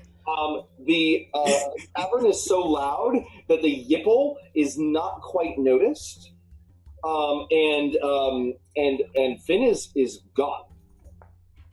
Cool. Black sack over my head, man. With a Great. black sack over your head. Can I see if anyone in the area was a wee bit surprised at all by that? It was done in such a way. Finn was. I had semi-imagined that Finn was like drinking, like It was a second. Okay. right, and this happened in like a second, and it's like a rowdy enough bar that it wasn't a big deal. Okay. So can I go up to the spot? What? Could I possibly go up to the spot? Because Yes, he could absolutely. have moved. Yeah. There's a very easy to spot when you know to look for it. Trap door with no discernible openings from this side. All right. You find one by investigating. Oh, I'd love to investigate. Great. That sounds lovely. Great. 7. 7. You cannot 7. figure out open the thing. There's no way to open it. Euclid, you want to try? Sure. I'll take it's investigation, right? Sure. I'll take a look. But I'm also going to. Not good. It's not gonna happen. 7. I'm going to go up to the bartender and be like, "Oh, I'm sorry. No, I don't interrupt you. And you're probably having a great time, eh? But I've noticed there's a hole in your floor. Have you noticed that?" He says, how'd you notice? It's very well hidden. Oh, I got some tattoos. I've seen some things. Not my first hole in the ground. Well, I've got a bit of a deal. I'm not really allowed to talk about that. Oh, that's okay. Would you like another heirloom? Don't want to get in trouble with the berry brambles. What? Meanwhile, in a tiny little. Actually, Gwen, you're able to open it before we. Meanwhile, it's a little hole. It's taken you a long time, but you pried up the edges until you found what edge the hinge was on. You're like, oh my god! It's very frustrating, right? Like fingernails in between grout, right? Blood. So it is a tiny little hole that you couldn't but fit a halfling, a gnome, or a kobold through, right? It's a little too small. Like, it is for halflings or kobolds at this point to crunch through. Does that make sense? Yes, that does make sense. So, you could wild shape and get through it, but most humans and humanoids and things larger could not. All right. I would love to wild shape into, no, that's too big. Snake. I didn't get my cards from the other room. The snake would be just fine, and I can wild shape into a snake because Finnegan admitted being afraid of them. Mm-hmm. You've seen them. You want to turn into a snake? Yes, please. Great. You turn into a snake and you go through. Meanwhile, Finn, you're being dragged down a corridor, and it is there's lots of hands all over you. It's hard to fight back. You're being held together. It's all rough, and then you're dumped into a room. It is well lit, but murky. So there's lots of different lamps around, right? And there's a table, kegs, gold and jewelry. It looks like a thieves' den, right? And a halfling that looks like you, almost exactly like you, except maybe 50 years older, which in a halfling is 20 years older, right? And he says, well, I didn't believe what I'd heard. Why, Finnegan Berry Bramble, is that you, you old so-and-so? Come all the way to Tequatwaddle and don't say hi to your pappy.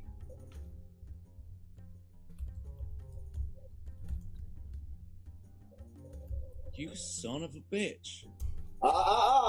You're the son of a bitch. I hated your mother. You don't talk about...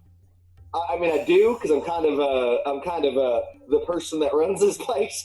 So, no, I talk about how I want to talk about. What in tarnation are you doing here?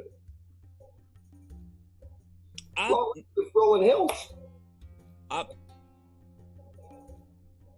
I'm going to ask you the exact same thing, and I want your answer first. That's funny, because I seem to be the person in a position of authority here. So I'm going to ask the questions, you're going to answer them, right? Dungeon Master, am I bound or restrained? You are not bound or restrained. Then I get up and I show my claws. Oh my goodness, you've gotten claws. Are you trying to frighten me? I'm not. Now you see of shadowy figures around. One of them is holding a small blackjack and tapping it in its hand. You are in a dangerous black market thieves guild kind of area. No, I'm not trying to fight you. I just want you to approach me as an equal, seeing as we're both halflings that have made our own in the world. As to answer your question, Happy, I wouldn't have known to come and say hi because I thought you had fucked off to hell. That's our one per session. I love it. One. It's great. Make The rules abide online. Make a persuasion or intimidation check. Okay. I don't know. I was just maybe they might. I don't know. Like 3-5 per session from me. That's gonna be persuasion, which would be a 16. Great. He says, "Oh, okay. So you weren't here to take what you think is yours or something. What the? You're not No. here to challenge me. Well, I see, and he looks at your scales, that you're finally coming into your birthright. You could have told me. Well, I could have. I didn't know if it was going to manifest. I mean, it didn't physically manifest in me. I don't get covered in scales, none. Isn't that nice? I mean, I worked. I made a point of it not happening that way. It started coming in, and I was like, you know what? I ain't going to look that way. I'm going to look like a righteous little halfling sitting on top of my pile of gold, sure, but I ain't going to look like no red dragon. So, is this how you say hi after what? About 50 years? You kidnapped me? Well, I had to be sure of your intentions. After all, My intentions were to get a load on. Where's my drink? oh, you want a drink, do you? We got Yeah. the finest of ales down here. No, I'm not in the drinking mood anymore. It doesn't matter. So, you've started coming into your birthright, which is nice. But here's the thing.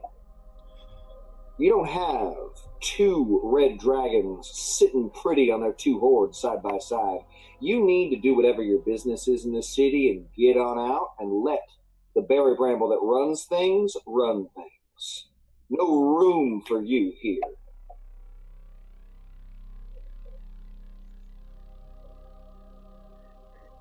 Are you serious? Of course I am. You're a threat, and I don't take kindly to threats. I don't. You're impossible. You understand that? And then I'm gonna turn to everyone else and be like, you know, he's impossible. He's a bad father figure. And I'm sorry if he picked any of you up as orphans on the street. He's a liar and a cheat. At this point, Gwen is going to slither in quietly. Slither in like a Harry Potter house.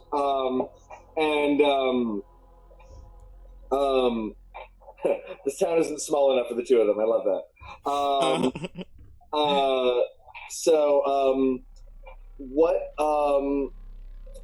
Gwen, you see that he's unbound, standing up, claws out. There's a whole bunch of shadowy figures. The whole place is like 4 feet and some tall, right? Like size for halflings, kobolds, and gnomes, right? Mm-hmm. And nobody's noticed you just yet. You're still in the complete shadows, but you see this circumstance, right? I will absolutely wait till action. However, the moment they get closer to him, I will cast Fog Cloud. Cool. I'm also, I would like to take a lay of the land to see where my exits are at the moment. Sure.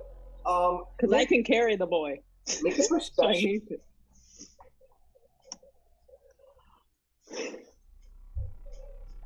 8. Total? But you got wisdom. Yeah, I know.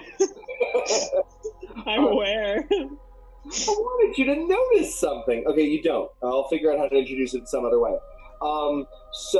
There is, at the very least, there are several other exits from this room. You're clearly pretty far underground. You've been going at like a deep slant, right? There are several other exits to the room. You can either stay put or see what else is going on. I would absolutely like to see what else is going on. Great. Finn can handle himself. I'm not too worried. Meanwhile, you're all alone in this bar. All your friends left you. Look, I go to the bartender again. I'm still talking to him.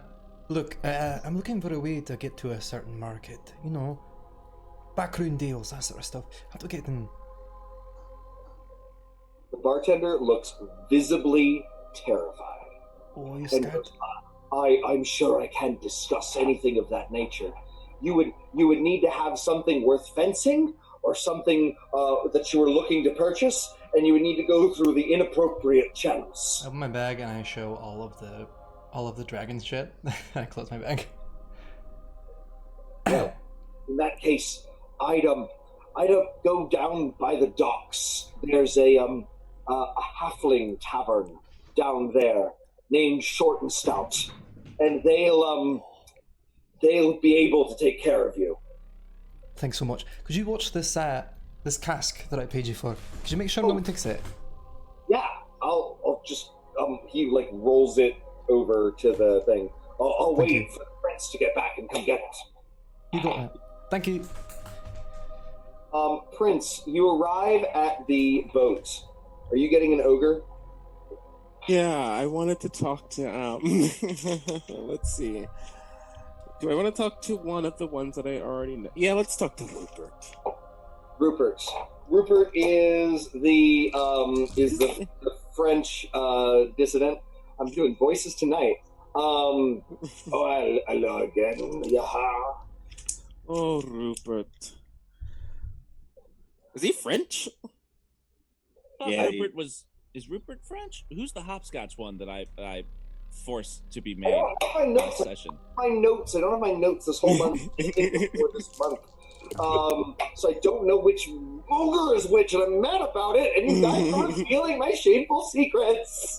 I remember most of the stuff, but which ogre is which is not. It's important to me. Apartments. I'm staying in a friend's apartment while I'm waiting for my new apartment to be available. So a lot of my stuff is packed, and amongst it was my notes for this game. So maybe Rupert is French. Maybe he is not. But he does sail, and I did teach him a lot. Rupert, you sail, and I taught you a lot, right? I have indeed sailed, and I have indeed taught a lot, Yahar. Okay. You say that I'm a good teacher? I have certainly learned a lot from you, Yahar. If I asked you to sail a different boat somewhere far away, would you do that? Would you feel certain that you could? Would you, under my leadership, would you feel secure? I would certainly feel secure, and I wouldn't miss you or the rest of the crew a bit. I have not grown fond at all of your friends or you, and I would not be lonely. No. It's okay. It's okay. You're not going anywhere. Well, you are going somewhere. You're coming with me. Yeah, I have something for you to carry. But we can walk. We can talk. Okay. Yeah. Okay. So, and you have a lovely chat with Rupert about something. What do you chat about? We're just chatting about, like, how he feels about me, you know. I just want to know how he feels about, like, my leadership so far. How I fare with his, like, other captain that I, like, killed. Like, and it's a long, difficult conversation because he doesn't want to, like, say anything too positive or too negative. But what you figure out is he doesn't necessarily think you're the talkiest talker, but even though you don't necessarily talk the talk, you walk the walk. You've always fulfilled your promises. You've always gotten them booty, lots of stuff to drink, right? So, like, your results are exceptional. Sometimes your direct leadership leaves something to be desired. I don't know, though. Those results. I like your results. Exactly. I feel like this is just true of Walker, right? And he says, you have been the finest captain I've ever served under, but I have served under too. And the other one was, and, you know. Oh, yeah. Damn. Okay. Well, we're here. We go inside, and we're gonna take a cask of liquor back to the ship. Speaking of booty. Walks in and into the bar, and it gets silent for a moment, and it's clear they're just not used to ogres, right? And everybody looks like they're ready to have this giant 8-foot tall monstrosity like tear them apart, and they're gonna fight. Do you try to defuse things? Rupert, my things, please. Yes, Captain. Yar. And he goes and he walks in and he picks up the keg, and the Earth Ganassi bartender gives you a look like, this is cool, this is great. And Rupert carries his giant cask like under his arm, and he like looks, and there's a there's a half elf that's like really staring at him, like big eyes, and he goes, "Boo!" And the half elf leaps up and spills his drink and falls over, and like other people have like weapons out, and he goes, "Sure, people," and walks out and carries your mead back to the ship. Oh, we love him. We all love him, don't we? All of us in this bar love him. With advantage. Well, let's see. What is that? 11?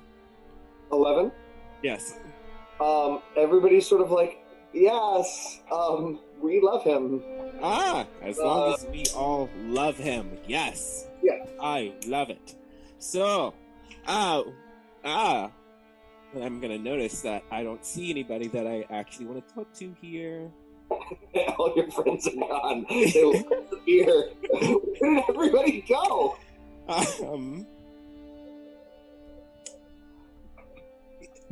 Bartender, I remember you were talking to my friend. You know him, yes. He's got the. I know nothing about what your friend may or may not be doing. You Anyway. know what? No, temporary amnesia.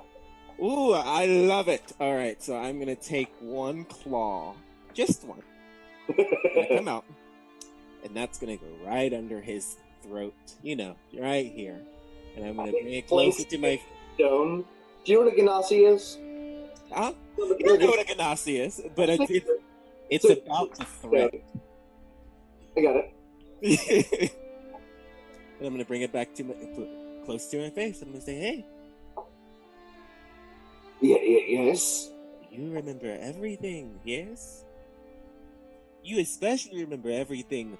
Oh, I just don't want to. Or the next president who could make this place a very, very nice place. I don't want to get Mr. Barry Bramble upset with me. Why would Finn be upset with you? Oh, he no. won't be upset. He belongs to. He's my first mate. He's fine. I know Barry Bramble. I just need to know. Oh no, Finn's harmless. He's just a sweet little butterball. I'm talking about his dad. Where are my friends? And then we're gonna cut to. I was really hoping you would say "what" as well. I was hoping you just ended like multiple scenes with that revelation with "what."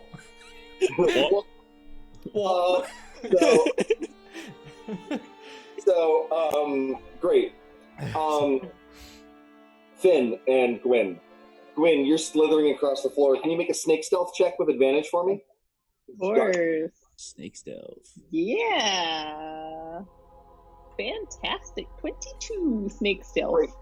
There is a room that has a fine mahogany door that has just enough space for you to slither under that looks like a bedroom.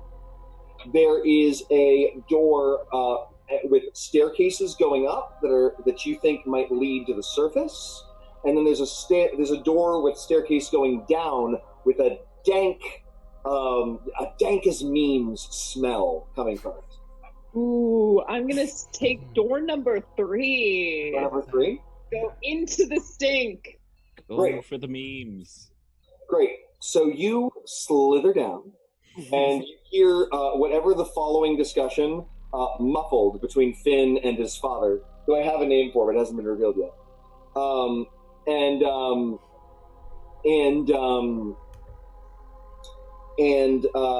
You find yourself in a place that's a little bit more horrifying than you had hoped. It is a underground/underwater grotto. And when the tide is down, as it is now, there's a tiny little open cliff that a small halfling-sized schooner could get through, right? But tied upside down to the walls are the enemy of the Barry Bramble crime family. Enemies. Humans, half-elves, a few halflings, all of whom are drowned and bloated, as a clear sign they were tied up in such a way that when the tide came in, they would be drowned. as a very slow, agonizing death, and a warning to everybody that does business through this secret pirate cove. Right? Yes. Gwen is definitely of the perspective that parents don't kill their children without just a slight warning. So they're still of the opinion that there might be fun. As much as you heard, this isn't a... If there was any question, this isn't an affable scoundrel with a heart of gold. This is a true crime boss. Does that make sense? Got it. Don't trust dads. Right. In general, dads are the worst. Dads are the worst. Which is why Finn was like, we stand moms last session. All bad dads. All Yeah. dads. All dad bad. Mhm. Actually, My I dad's FaceTimed Bill, my real father, earlier today, and we talked about the guitarist for Boston for Wait. about an hour, and it was beautiful. I'm sorry. I still thought you were talking about Bill Murray. So No, not Bill Murray, Barry Bramble. Great. So, there are 2 other rooms to explore, and we'll get to them. But you, and also with your survival skills, you could find the exit, right? You could, from the outside, find a way in here. Make sense? Sweet. I assumed, but I'm glad it didn't make an ass out of me. Yes. So, Finn. Yes. Where did we leave off that last conversation? Help me. That's what I was going to ask you. I think it was somewhere around. I distinctly remember my father being like, "Get out of town. Yeah, town ain't small enough for the 2 of us." Yeah, this town ain't small enough for the 2 of us. He didn't actually say it. It was from the chat. I know, but thank you that was to somebody who's wonderful. that may have been Shinigami King. Oh no, it was Major Tomorrow. Which one of you is that's Vic? That's Vic. Vic. Yeah, Vic. Vic, claim your amazing jokes. Yeah, you got to take credit for those, for the making a search. Come on. So I make my jokes in the Shroud of Night. So we'll pick up from there. This town ain't small enough for the 2 of us. I don't.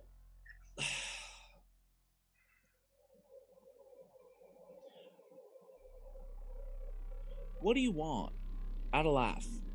Not from me. What do you want? Oh, please. Like you don't want exactly the same thing, and like that has nothing to do with while you're here. You don't know what I want. You don't know a goddamn thing about me. He points at the scales. The scales in your hand beg to differ. These scales? Exactly. And that finger. They mean exactly the same thing. We got red dragon blood pouring through our veins. That means we are obsessed with tyranny and being top dog on the heap. The only reason you could possibly be in this town is that you want to take some of the hoard I have so painstakingly acquired, and you want it for yourself. Because there's only one thing a red dragon wants, and that's more gold. And there's no way you'd let your papa have some to himself.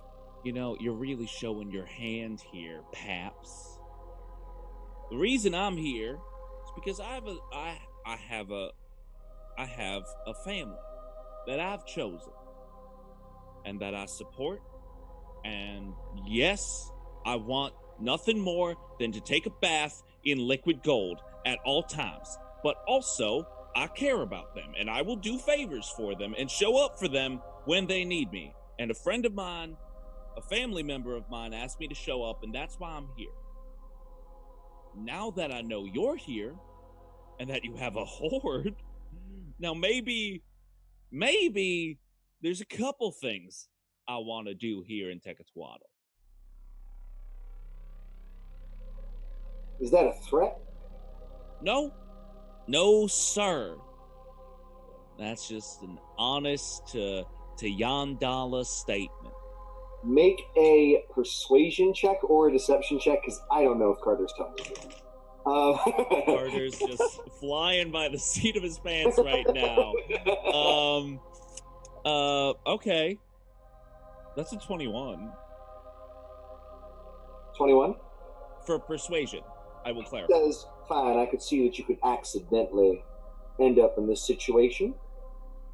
And if you're willing to be a subservient red dragon to the Pappy Red Dragon, then maybe we can make some things work. It's happened before. As long as you're here and you're making money for the Barry Bramble family, I suppose we don't need to be at odds. You know, I lied a little bit to you earlier. I knew you were here. I knew about it. It's a long story, but I wasn't always like this. It wasn't really showing at all.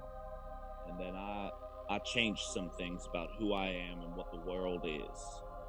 All right? I've quite literally rewritten history.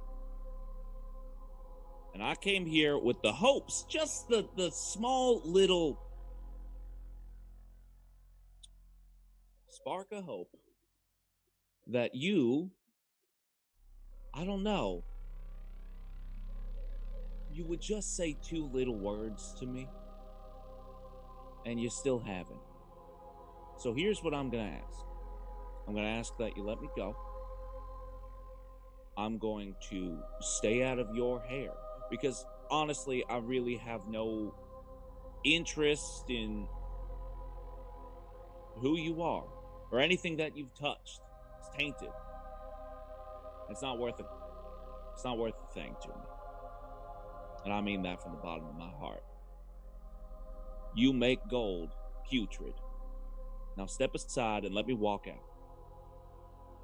And you will never see me again unless you are rude enough to kidnap your own son. Twice. He sits and considers. Meanwhile, Euclid, you arrive at the Shore Tin Stout, which has been lovingly rewritten. You Make Gold Putrid is the sickest dish. I was Thank like, you, Friday afternoon tea. Amazing. The Shore Tin Stout is a tiny tin fishery bar tavern on the sea, made for small folks, but with like 6-foot ceilings, so you can like crawl in as a human and sit on the floor. Does that make sense? Like Japanese tea room style. Does that make right? Like you can like there's chairs, but human-sized folks don't use the chairs. They sit on the floor, right? And a halfling lass with an eye patch, tattoos, and a history. You can just feel it. Swings up and goes, "Hello there, what can I do for you, love?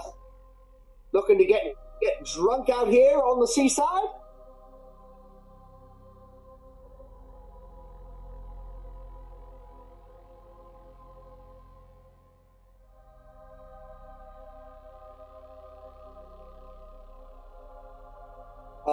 She's going to make an insight check, right? And she's going to go, You're muted. "Oh no, the fences. If we had them, they'd be outside to keep people from coming in, but we don't do that because we're a business." Mm-hmm. What I had said was there were fences outside. I was hoping there was one inside. But there's no fences outside. We don't have fences in either location. She failed her insight check. No. I also failed my technology check, and I forgot to unmute myself. People are in the accent. It's not fair. It's all right, crime. sorry. Let's go. Let's rewind for a second and then do it again. Do you activate it? Oh, we got a sub out of it. Thanks, bud. Friday afternoon tea. Thanks, dude. Perfect timing. Anyway, so hey, just looking. So there are fences outside. I was wondering if you had a fence inside. I was just looking for them. Possibly. There's no. She's becoming Irish just me listening, or Scottish just me listening to you. There's no. Oh my God, I lost my Cockney. Hello there, love. There's no fences outside or inside. What a weird, queer thing to say. Right. So, what about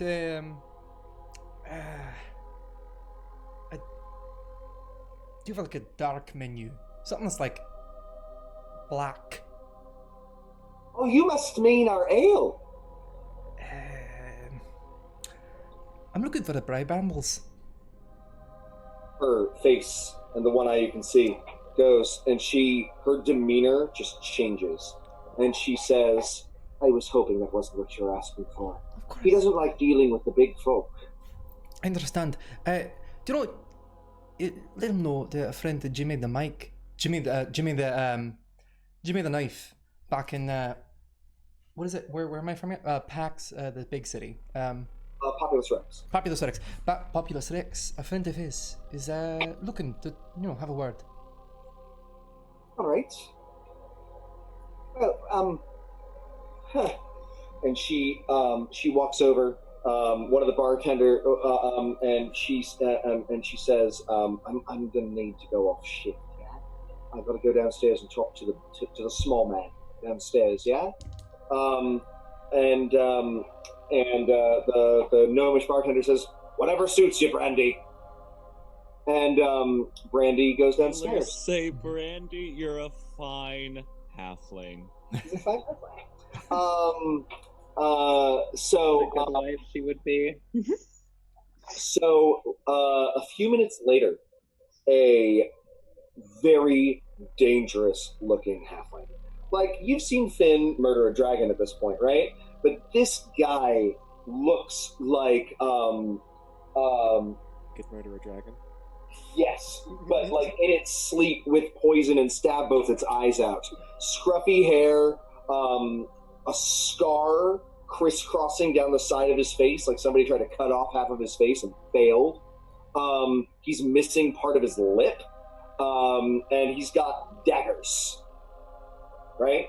Yeah. And he comes up to you and he says, I hear you're looking for the berry brambles. Jimmy the knife, eh? What's your name? Euclid. Jimmy knows me. I'm sure Jimmy would if you were around here. Yeah. So, what's your business with the Berry Bramble crime family? It seems like Barry Bramble just took one of my friends. I'm going to parlay for him.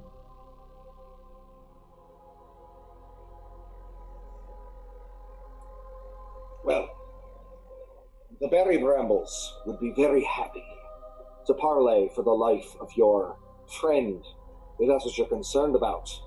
They're always dealing in gold and other wealth. Is that what you have to offer? I've got wealth. And I pull out one of the polished scales and I put it on the table and push it towards him. He holds up the scale and looks at it, and he says, I'm sure this will be enough to buy your friend's life for the time being, but I wouldn't spend very much time in this city.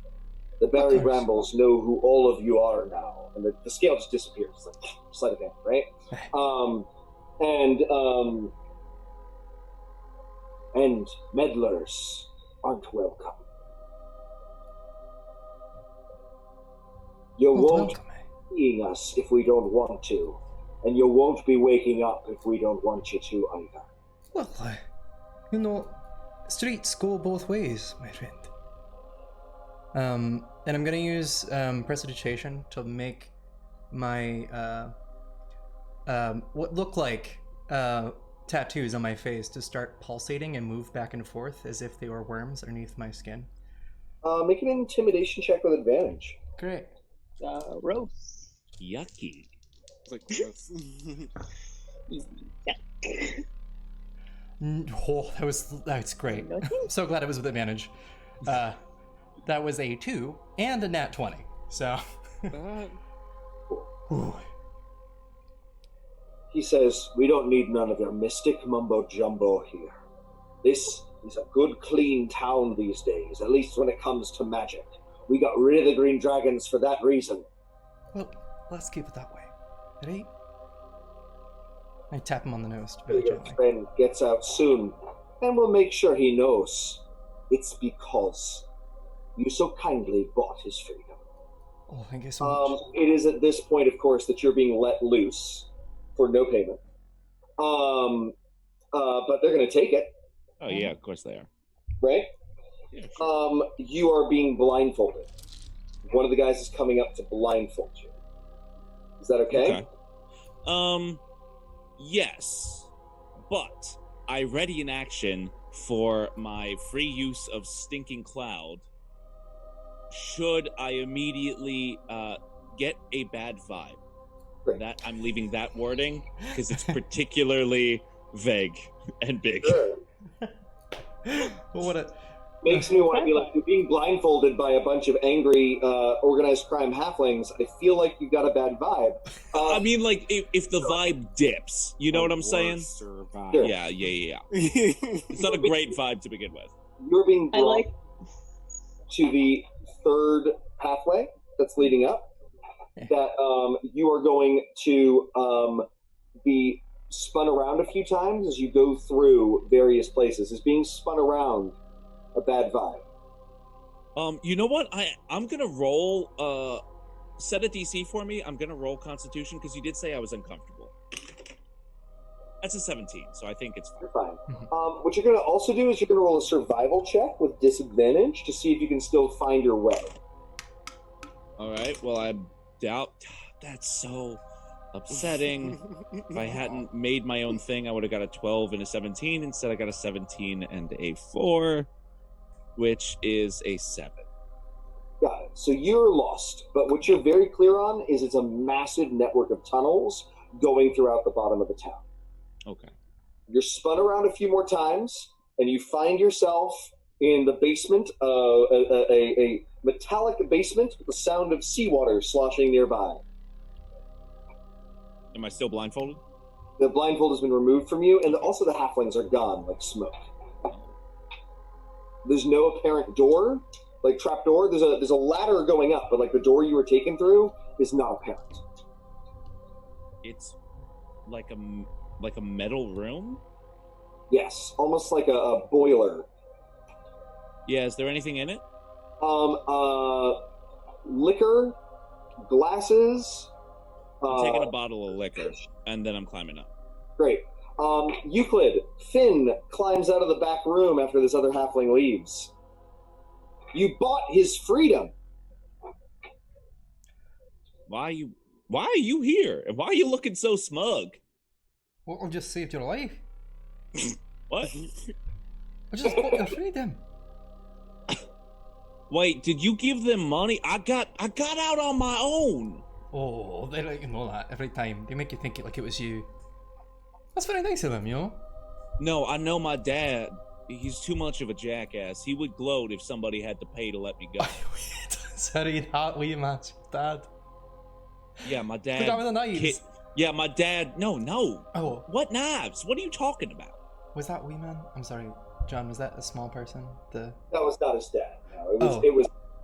I was just making sure it was also a small. It was also a halfling. Definitely a halfling. Yeah. Cool. Yes. Oh, it's not your dad. But he's good because I scared the shit out of him. Sorry. Yeah, my dad's a little. I don't know. You probably could scare him. Honestly, you got a wild card vibe to you. But how much did you pay him? Just a scale, just one. Oh, okay. Yeah, I've got to look at them. All right. Well, I mean, it's sorry, I guess, because that could have got you another keg, but whatever. I don't even drink. What? No.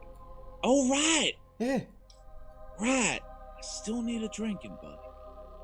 Look, I'll be around you while you drink. I could do other things. I can spin around a lot and get kind of dizzy. They just did that to me, actually. Oh, how was on the way up here. Yeah, they just kept spinning me around and around and around. Right round, like a disc. Like with a grooves discus? in it. Yeah, like a discus. How did you know that would cut straight through? Came to me in like a dream. He is a little. I will remind everyone. Finn's a little tipsy. He's a little emotional at the moment. He's just gone through a lot. I think Finn is going to sit down wherever Euclid is, pulling up a chair, obviously. Pull the bottle out from under his cape. pour out one for himself, and then look around to see if there is a possible drinking buddy. Wait, hold on. What's her name again? Brandy? Brandy. Brandy. Do you have any, like, specialty, like, you know, mushroom? Specialty mushrooms? No, like a tea with, like, a mushroom in it. I mean, Okay. we've got shiitakes for the fish. We could just throw a mushroom into. That's what you want. Look, I'm looking for stuff that, like, not alcohol, because I can't do that anymore. That's not me. But, like, something, like, with a little bit of a, you know, crazy vibe to it. I don't know what you got down there. Oh, pipeweed. Alright, I'll do that. I'll take some pipeweed too. From the rolling hills, for sure. Oh yeah. They bring out a hookah that has a very particular smell that you recognize, but it is clearly halfling pipeweed, which is probably tobacco. Oh. Well, I was gonna say also, like, as a Children present. It's probably tobacco. Officially sponsored by Wizards of the Coast podcast. yes, as a halfling, can I tell that this is like a fine, like a meme dank strain of probably tobacco? Yeah. Yeah. This It's good, pure Rolling Hills stuff. This isn't like from Port Ilame. This isn't Reg. Right. No. This is all right. This is cushy. Oh, it's good. This is some cushy pipeweed. Right. So no, and it is quite potent, and it has you feeling very relaxed, as tobacco might. Might, yeah. So great. So and it is indeed the specialty of the house. You get some fish sticks and like some fish and chips. That's great. Yeah. Yeah. Walker. Well. You've returned. Oh no, I wanted to do Walker. So Walker, what are you are threatening the guy, right? Yeah. And he says, "Look, I'm really not supposed to. If I already told one of your friends where to find them. You might want to go to the Short and Stout in near the docks. That's where your friends are." Oh, that's exactly the information that I wanted from you in the first place. But I don't know why you couldn't just say that. Look at your beautiful face. It's so nice. Oh, not a scratch on it either. Ooh, that could change. You have a wonderful day. Great. And you and Rupert's going to head back to the docks. You're going to head down to the Short and Stout. Actually, do I know where Storm Chaser is? Storm Chaser has, when you wanted to find him, been at the Gorgon's Gaze. And he's not there right now, so I don't know where he is. No. Do you want to try to find him? Yeah, I'm gonna look for him a little. Cool. See if I find him. Make a investigation check.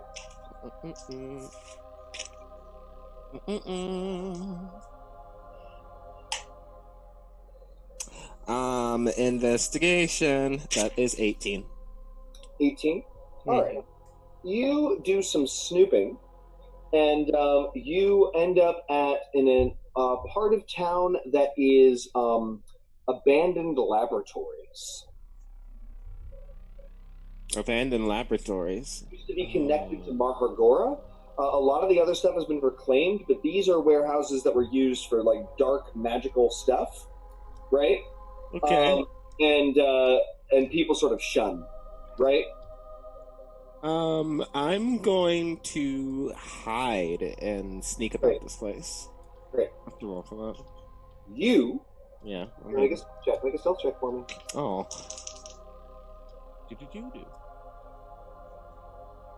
What is that?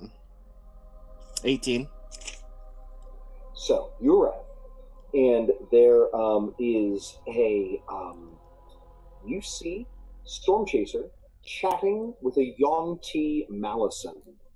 This is a snake person. In this case, they have the head and torso of a humanoid, and the lower limbs are melded together in a green, scintillating snake scale with a blue pattern on its back. It's got 2 scimitars strapped on its back, and it speaks in a sibilant tongue. All you can actually hear from your vantage point are the hisses on its S's, right? And Storm Chaser's clearly nodding. It's a confidential meeting. We're going to say you're in the rafters, looking down at this broken laboratory, a little too far away to hear. Now, you could try to go through the broken panes of glass and get a little bit closer down, but you might make some noise. You're going to make a stealth check with disadvantage to move closer. I'm going to do it. Great.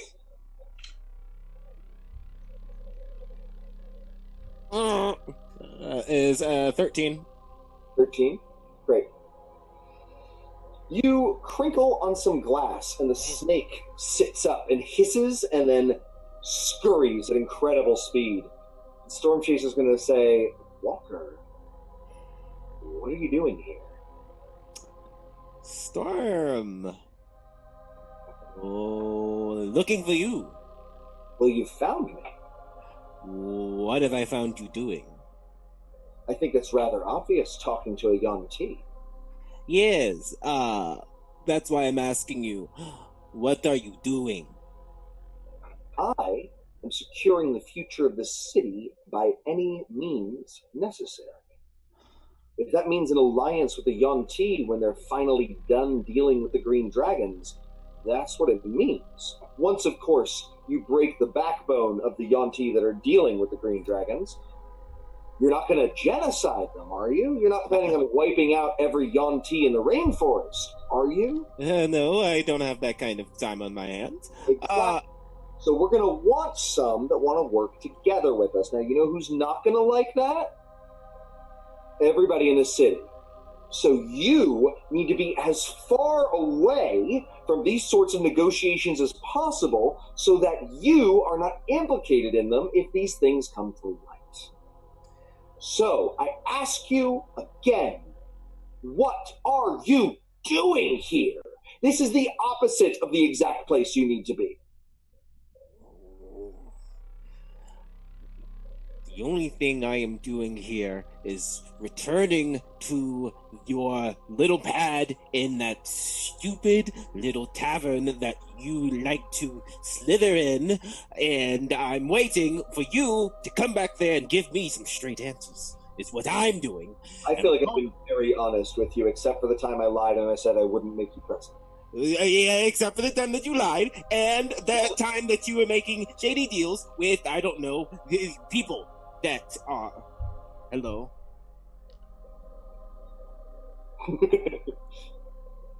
The snake is gone. It's clearly skittish. Do you want to talk to Yuan-Ti? It can be above board. You can ask what we were talking about if you don't believe me. I can bring Sybil back in. Sybil? Sybil. It's 2 S's.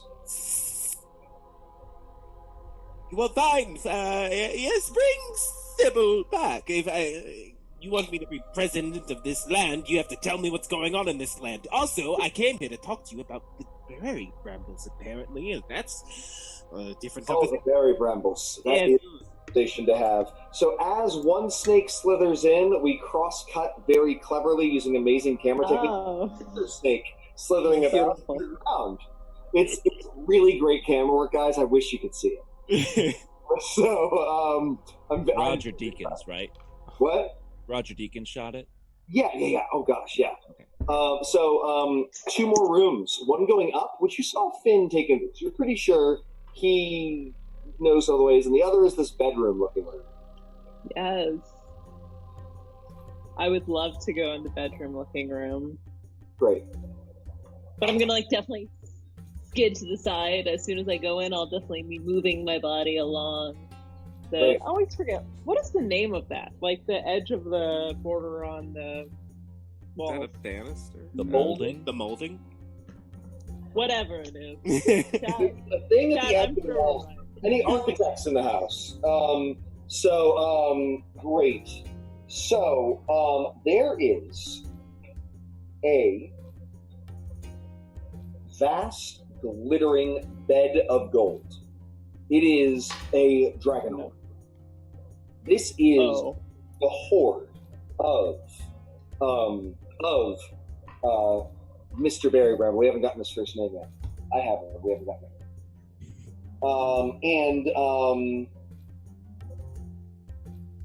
So there is gold everywhere. It's so immense that you almost can't focus on it. It's gaudy. It's everything. There's literally a golden chamber pot. There's no bed. It's just a mass of coins that he sleeps on, right? Finally, your eyes light upon something important. Hanging over this are two things. One is a huge dragon scale, red, almost certainly Finn's ancestors. The other is a smaller tooth. And you look at it, and we're going to say just through natural stuff, this is a tooth that naturally fell out. And inlaid in gold is the phrase, "All my love, Bilmer, comma, Theva Baroth. Theva Baroth. Theva Baroth. I'm going to type it in the chat. Please do. I can write it. Let this be a literally object lesson. A love amulet from Finn's great-grandpappy to Finn's great-grandpappy from his great-grandmammy. Mammy? Ooh. Mammy. Okay? I don't know if that's okay. No, it's No, you gotta grandmother. do it in the accent. Great-grandmother. It's great. No, I mean Mama. Great-grandmama. There we go. Mama. Right. So Grandpappy, grandmammy. Okay. you said it was a tooth. What are the? It's How big, large? though. It would be like a big amulet to wear, and it's on a golden chain. So the clearing with the door. No. I'm just wondering. Okay. Also, I want you to make a nature or arcana check, whichever's better for you. I bet it's nature. I got a 22. 22? Yes. One of the properties of red dragons is that they know the location of everything in their horde. Okay. It's likely that if you took something, he would immediately know about it. Gwyn would not know that. Oh, wait, no, you said your nature check was good. Yeah. Yeah, that's what you know. That's a thing you know about the nature of red dragons is they view their horde as an extension of themselves, and they can sense it in much the way one of us can sense where our hand is. Okay. I'll just save this one for the archives and sliver my way outward. I have the information I need. So you slither your way out? Great. Yeah.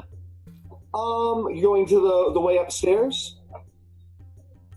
I'm out of rooms now. Yeah, the third was the way upstairs that Finn took. Yes. I would love to make a smooth exit. Great. You do so. You slither in, and you find we're gonna have it be very fortuitous timing. You're gonna walk into the Horton Stout's upper clay, following Finn's path. At the same time, Walker is walking in the front door. So you're gonna come out of the basement. Walker's coming in the front door. Reunion. Oh, All right. guys, how you doing? Oh. Hey there. Hey guys, you want a drink or Like a nice little some puff. pap weed, Hey, it's good. some shag? You know what I mean? Gwyn goes up still in snake form and goes right in front Jesus of it. Fuck! God, And then yes, immediately- kill it with fire! I'll chase back immediately as soon as she gets her eyes out of Finn. I hate you. You know, the best way to face your fears is to just get them head No, on. look, That was no, wild. no. That is not how exposure therapy works. That was a snake a second ago, and I was talking to me. This is wild, man. This is good pipe weight. This is the worst day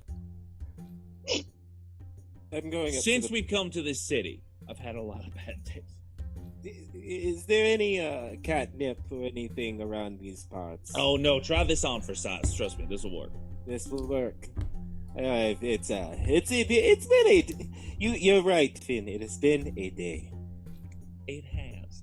I'm I'm sorry you got tricked or framed into running for president. We haven't really unpacked that as a crew, and I want to be the first to say I'm sorry.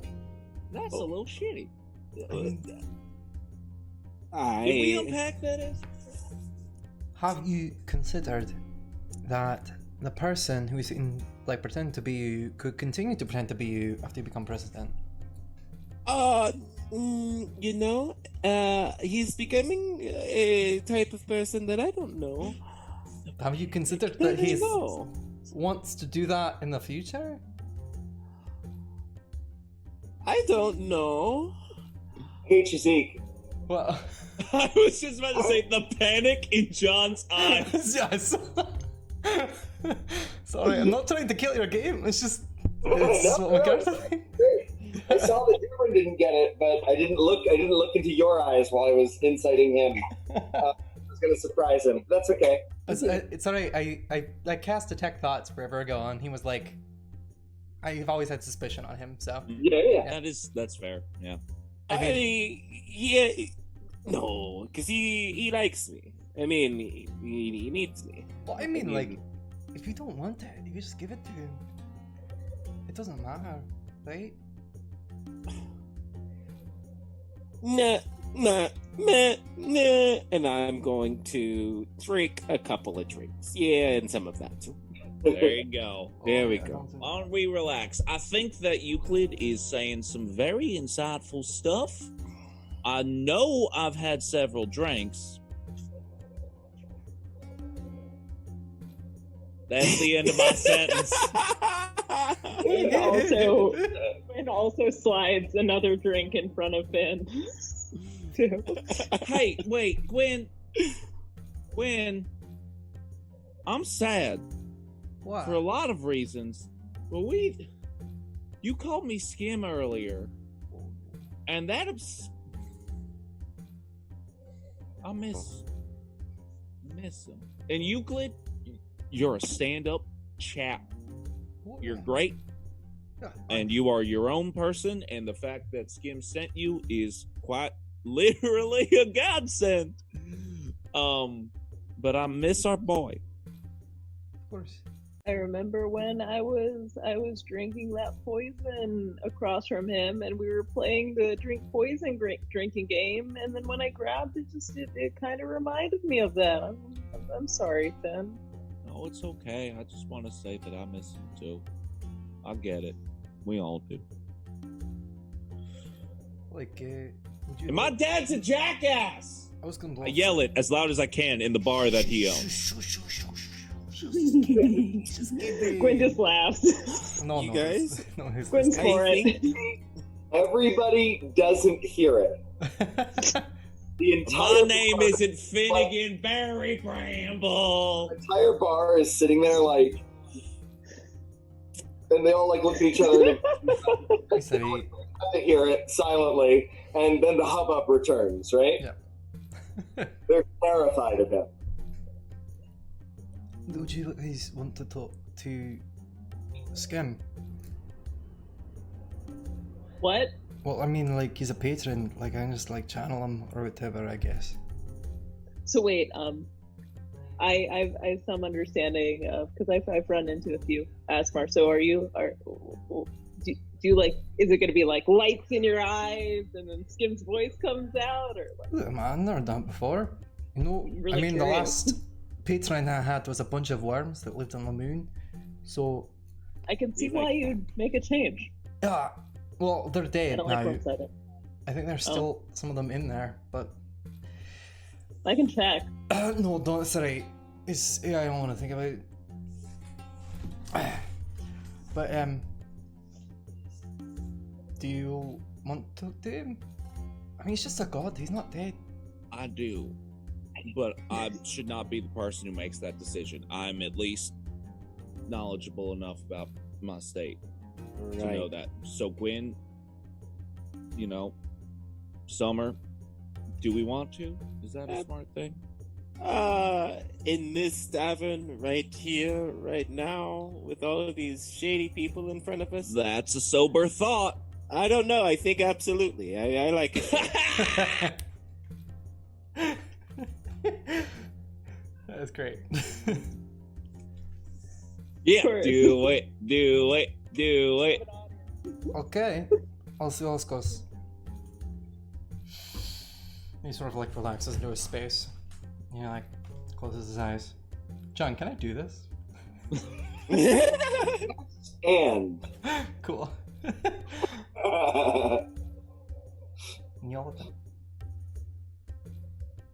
Hello? Can you hear me?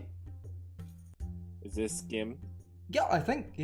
No, this is still me. No, that's not it. I'm sorry, I'm trying. I'm trying to get in there. Hold on.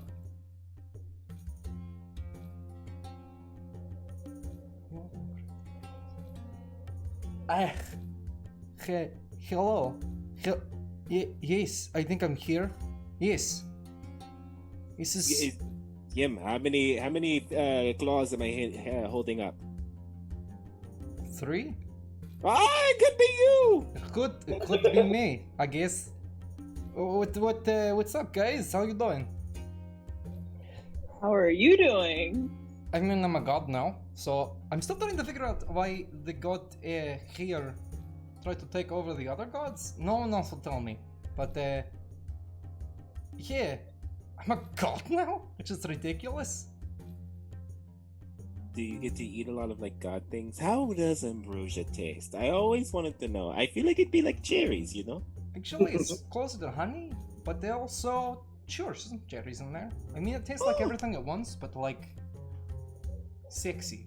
So like, so like goblin, a little, I don't know, You knoll. still scare me, you know that, right? Not you're a god. god You and should you be scare scaring me. Hey, Skim, you still drinking?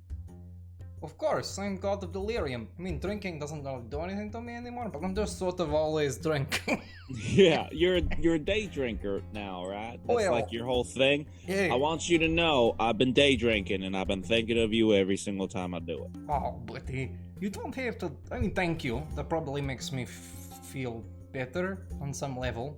The Does it make you worshiping, stronger? like- Should I like do that more often? No. You guys, you got to take care of yourselves. I mean, I don't even live. I don't even influence really over you guys anymore, except for this guy here. So it doesn't matter if I believe in you or No. not anymore? No, It was just no. a one-time thing? Of course, your belief matters. You don't have to worship in the same way. Okay, but how about you worshiping me, your captain? Remember, I think it would be very nice to have, I don't know, a god on my... Always, Yes! always, See? eh? Okay. I'm gonna remember that next time I'm in Polynesios. Yes, I'll be there for you. I don't know if I can find you, guide your ship very well. Day drinking.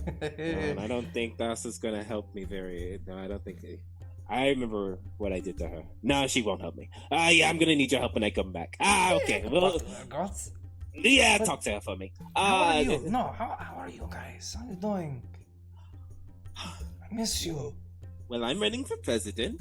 Yeah, a dragon almost killed us, and then we killed it. I ate its heart. Also, my dad kidnapped me. What is happening to you?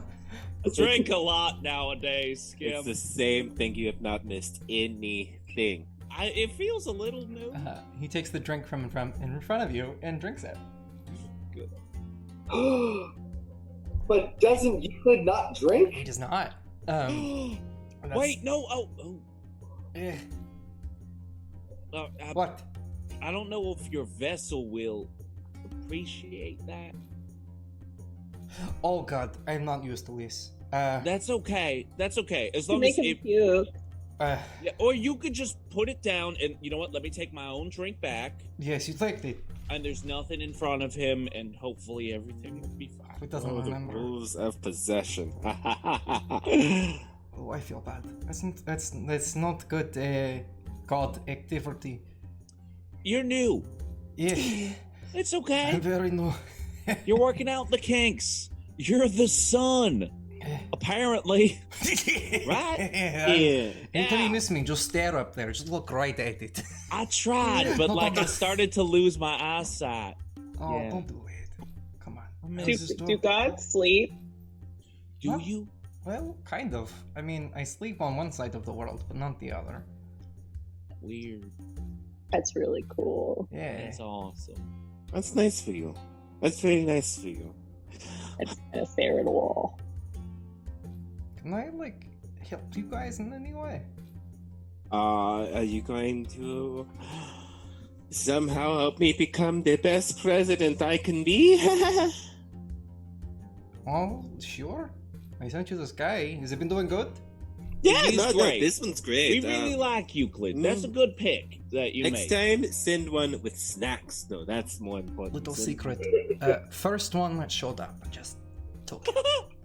Oh. I mean, I've only been like God for like a month. That's Just take true, what I that's can true, get, you know? that's true. I love Yeah. that. I love Hey, that. are there actually, you know what? There is a way you could help us right now that I think is very useful. Eh? Can you feel the worms? What? Euclid May I keeps have talking.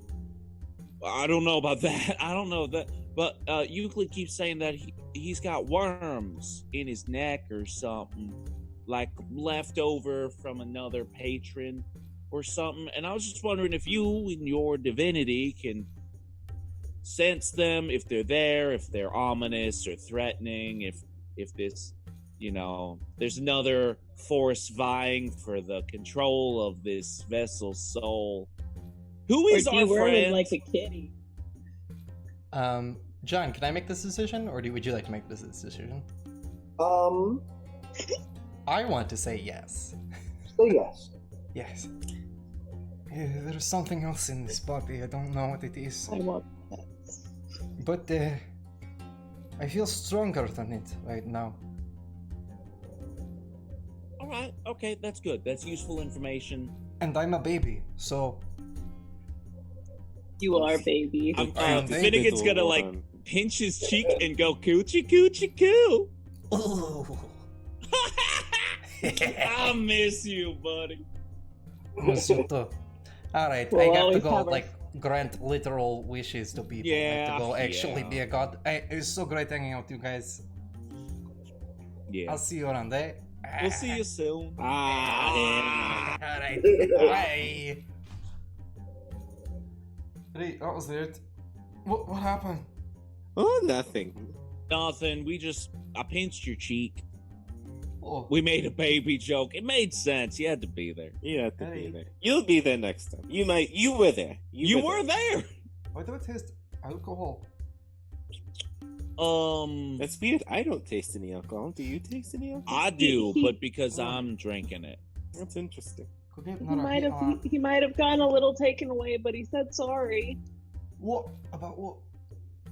He just had a little bit of a Here's drink, some but then he told him popweed. not to do it. Oh, He was trying to be nice. He was just being himself. He didn't mean to.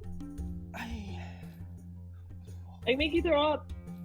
No, I said I'll just I write can that. make you throw up. No, I I just can can't make anymore. everyone in here throw No up more? right now. Thank you. Yeah. Thanks. We moved everything out from in front of you.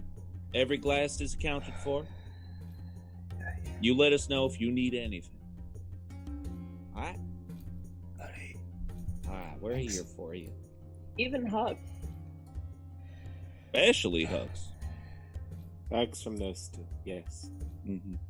All right, let's give this scene a lovely little button, and then we will conclude our episode. So what is our A hug. Just a hug. I think a big old group hug. Yeah. That was a very different ending from the last episode in which a giant, horrible dragon was swooping down to eat you. So, great. Thank you guys for joining us for Dice, Drinks, and Drama. We loved having you. Join us next week to find out what more shenanigans are going to be ongoing in the former Green Dragon Empire, Talion. And we'll see you all next week. Hi guys, it's me, Carter, or Finnegan, or Editor. Whatever you want to call me. First off, I want to thank you on behalf of the whole DDnD team. It means a lot to us that you're watching our content on YouTube. It's super cool. So please be sure to like and subscribe and ring the bell and all the other YouTube stuff that you're supposed to do. Second off, I do want to say, if you enjoyed this episode and you found yourself being like, oh man, that was cool, but I sure wish I could have been a part of that conversation and helped decide where the party should go, you can. You can watch us for free on Twitch every Wednesday night, 7 p.m. Pacific, 10 p.m. Eastern Time. We are simultaneously on the twitch.tv/Dice Drinks and Drama channel and the twitch.tv/DND channel. Wizards of the Coast is hosting us. It's awesome. So those links are down below, along with a whole bunch of other cool stuff that everyone on the team is making. Vic's got a module. Devren's got a podcast. I may have something eventually, and I'll put it down here, along with our Patreon. It's super cool. There's a couple tiers, lots of exclusive content, and yeah.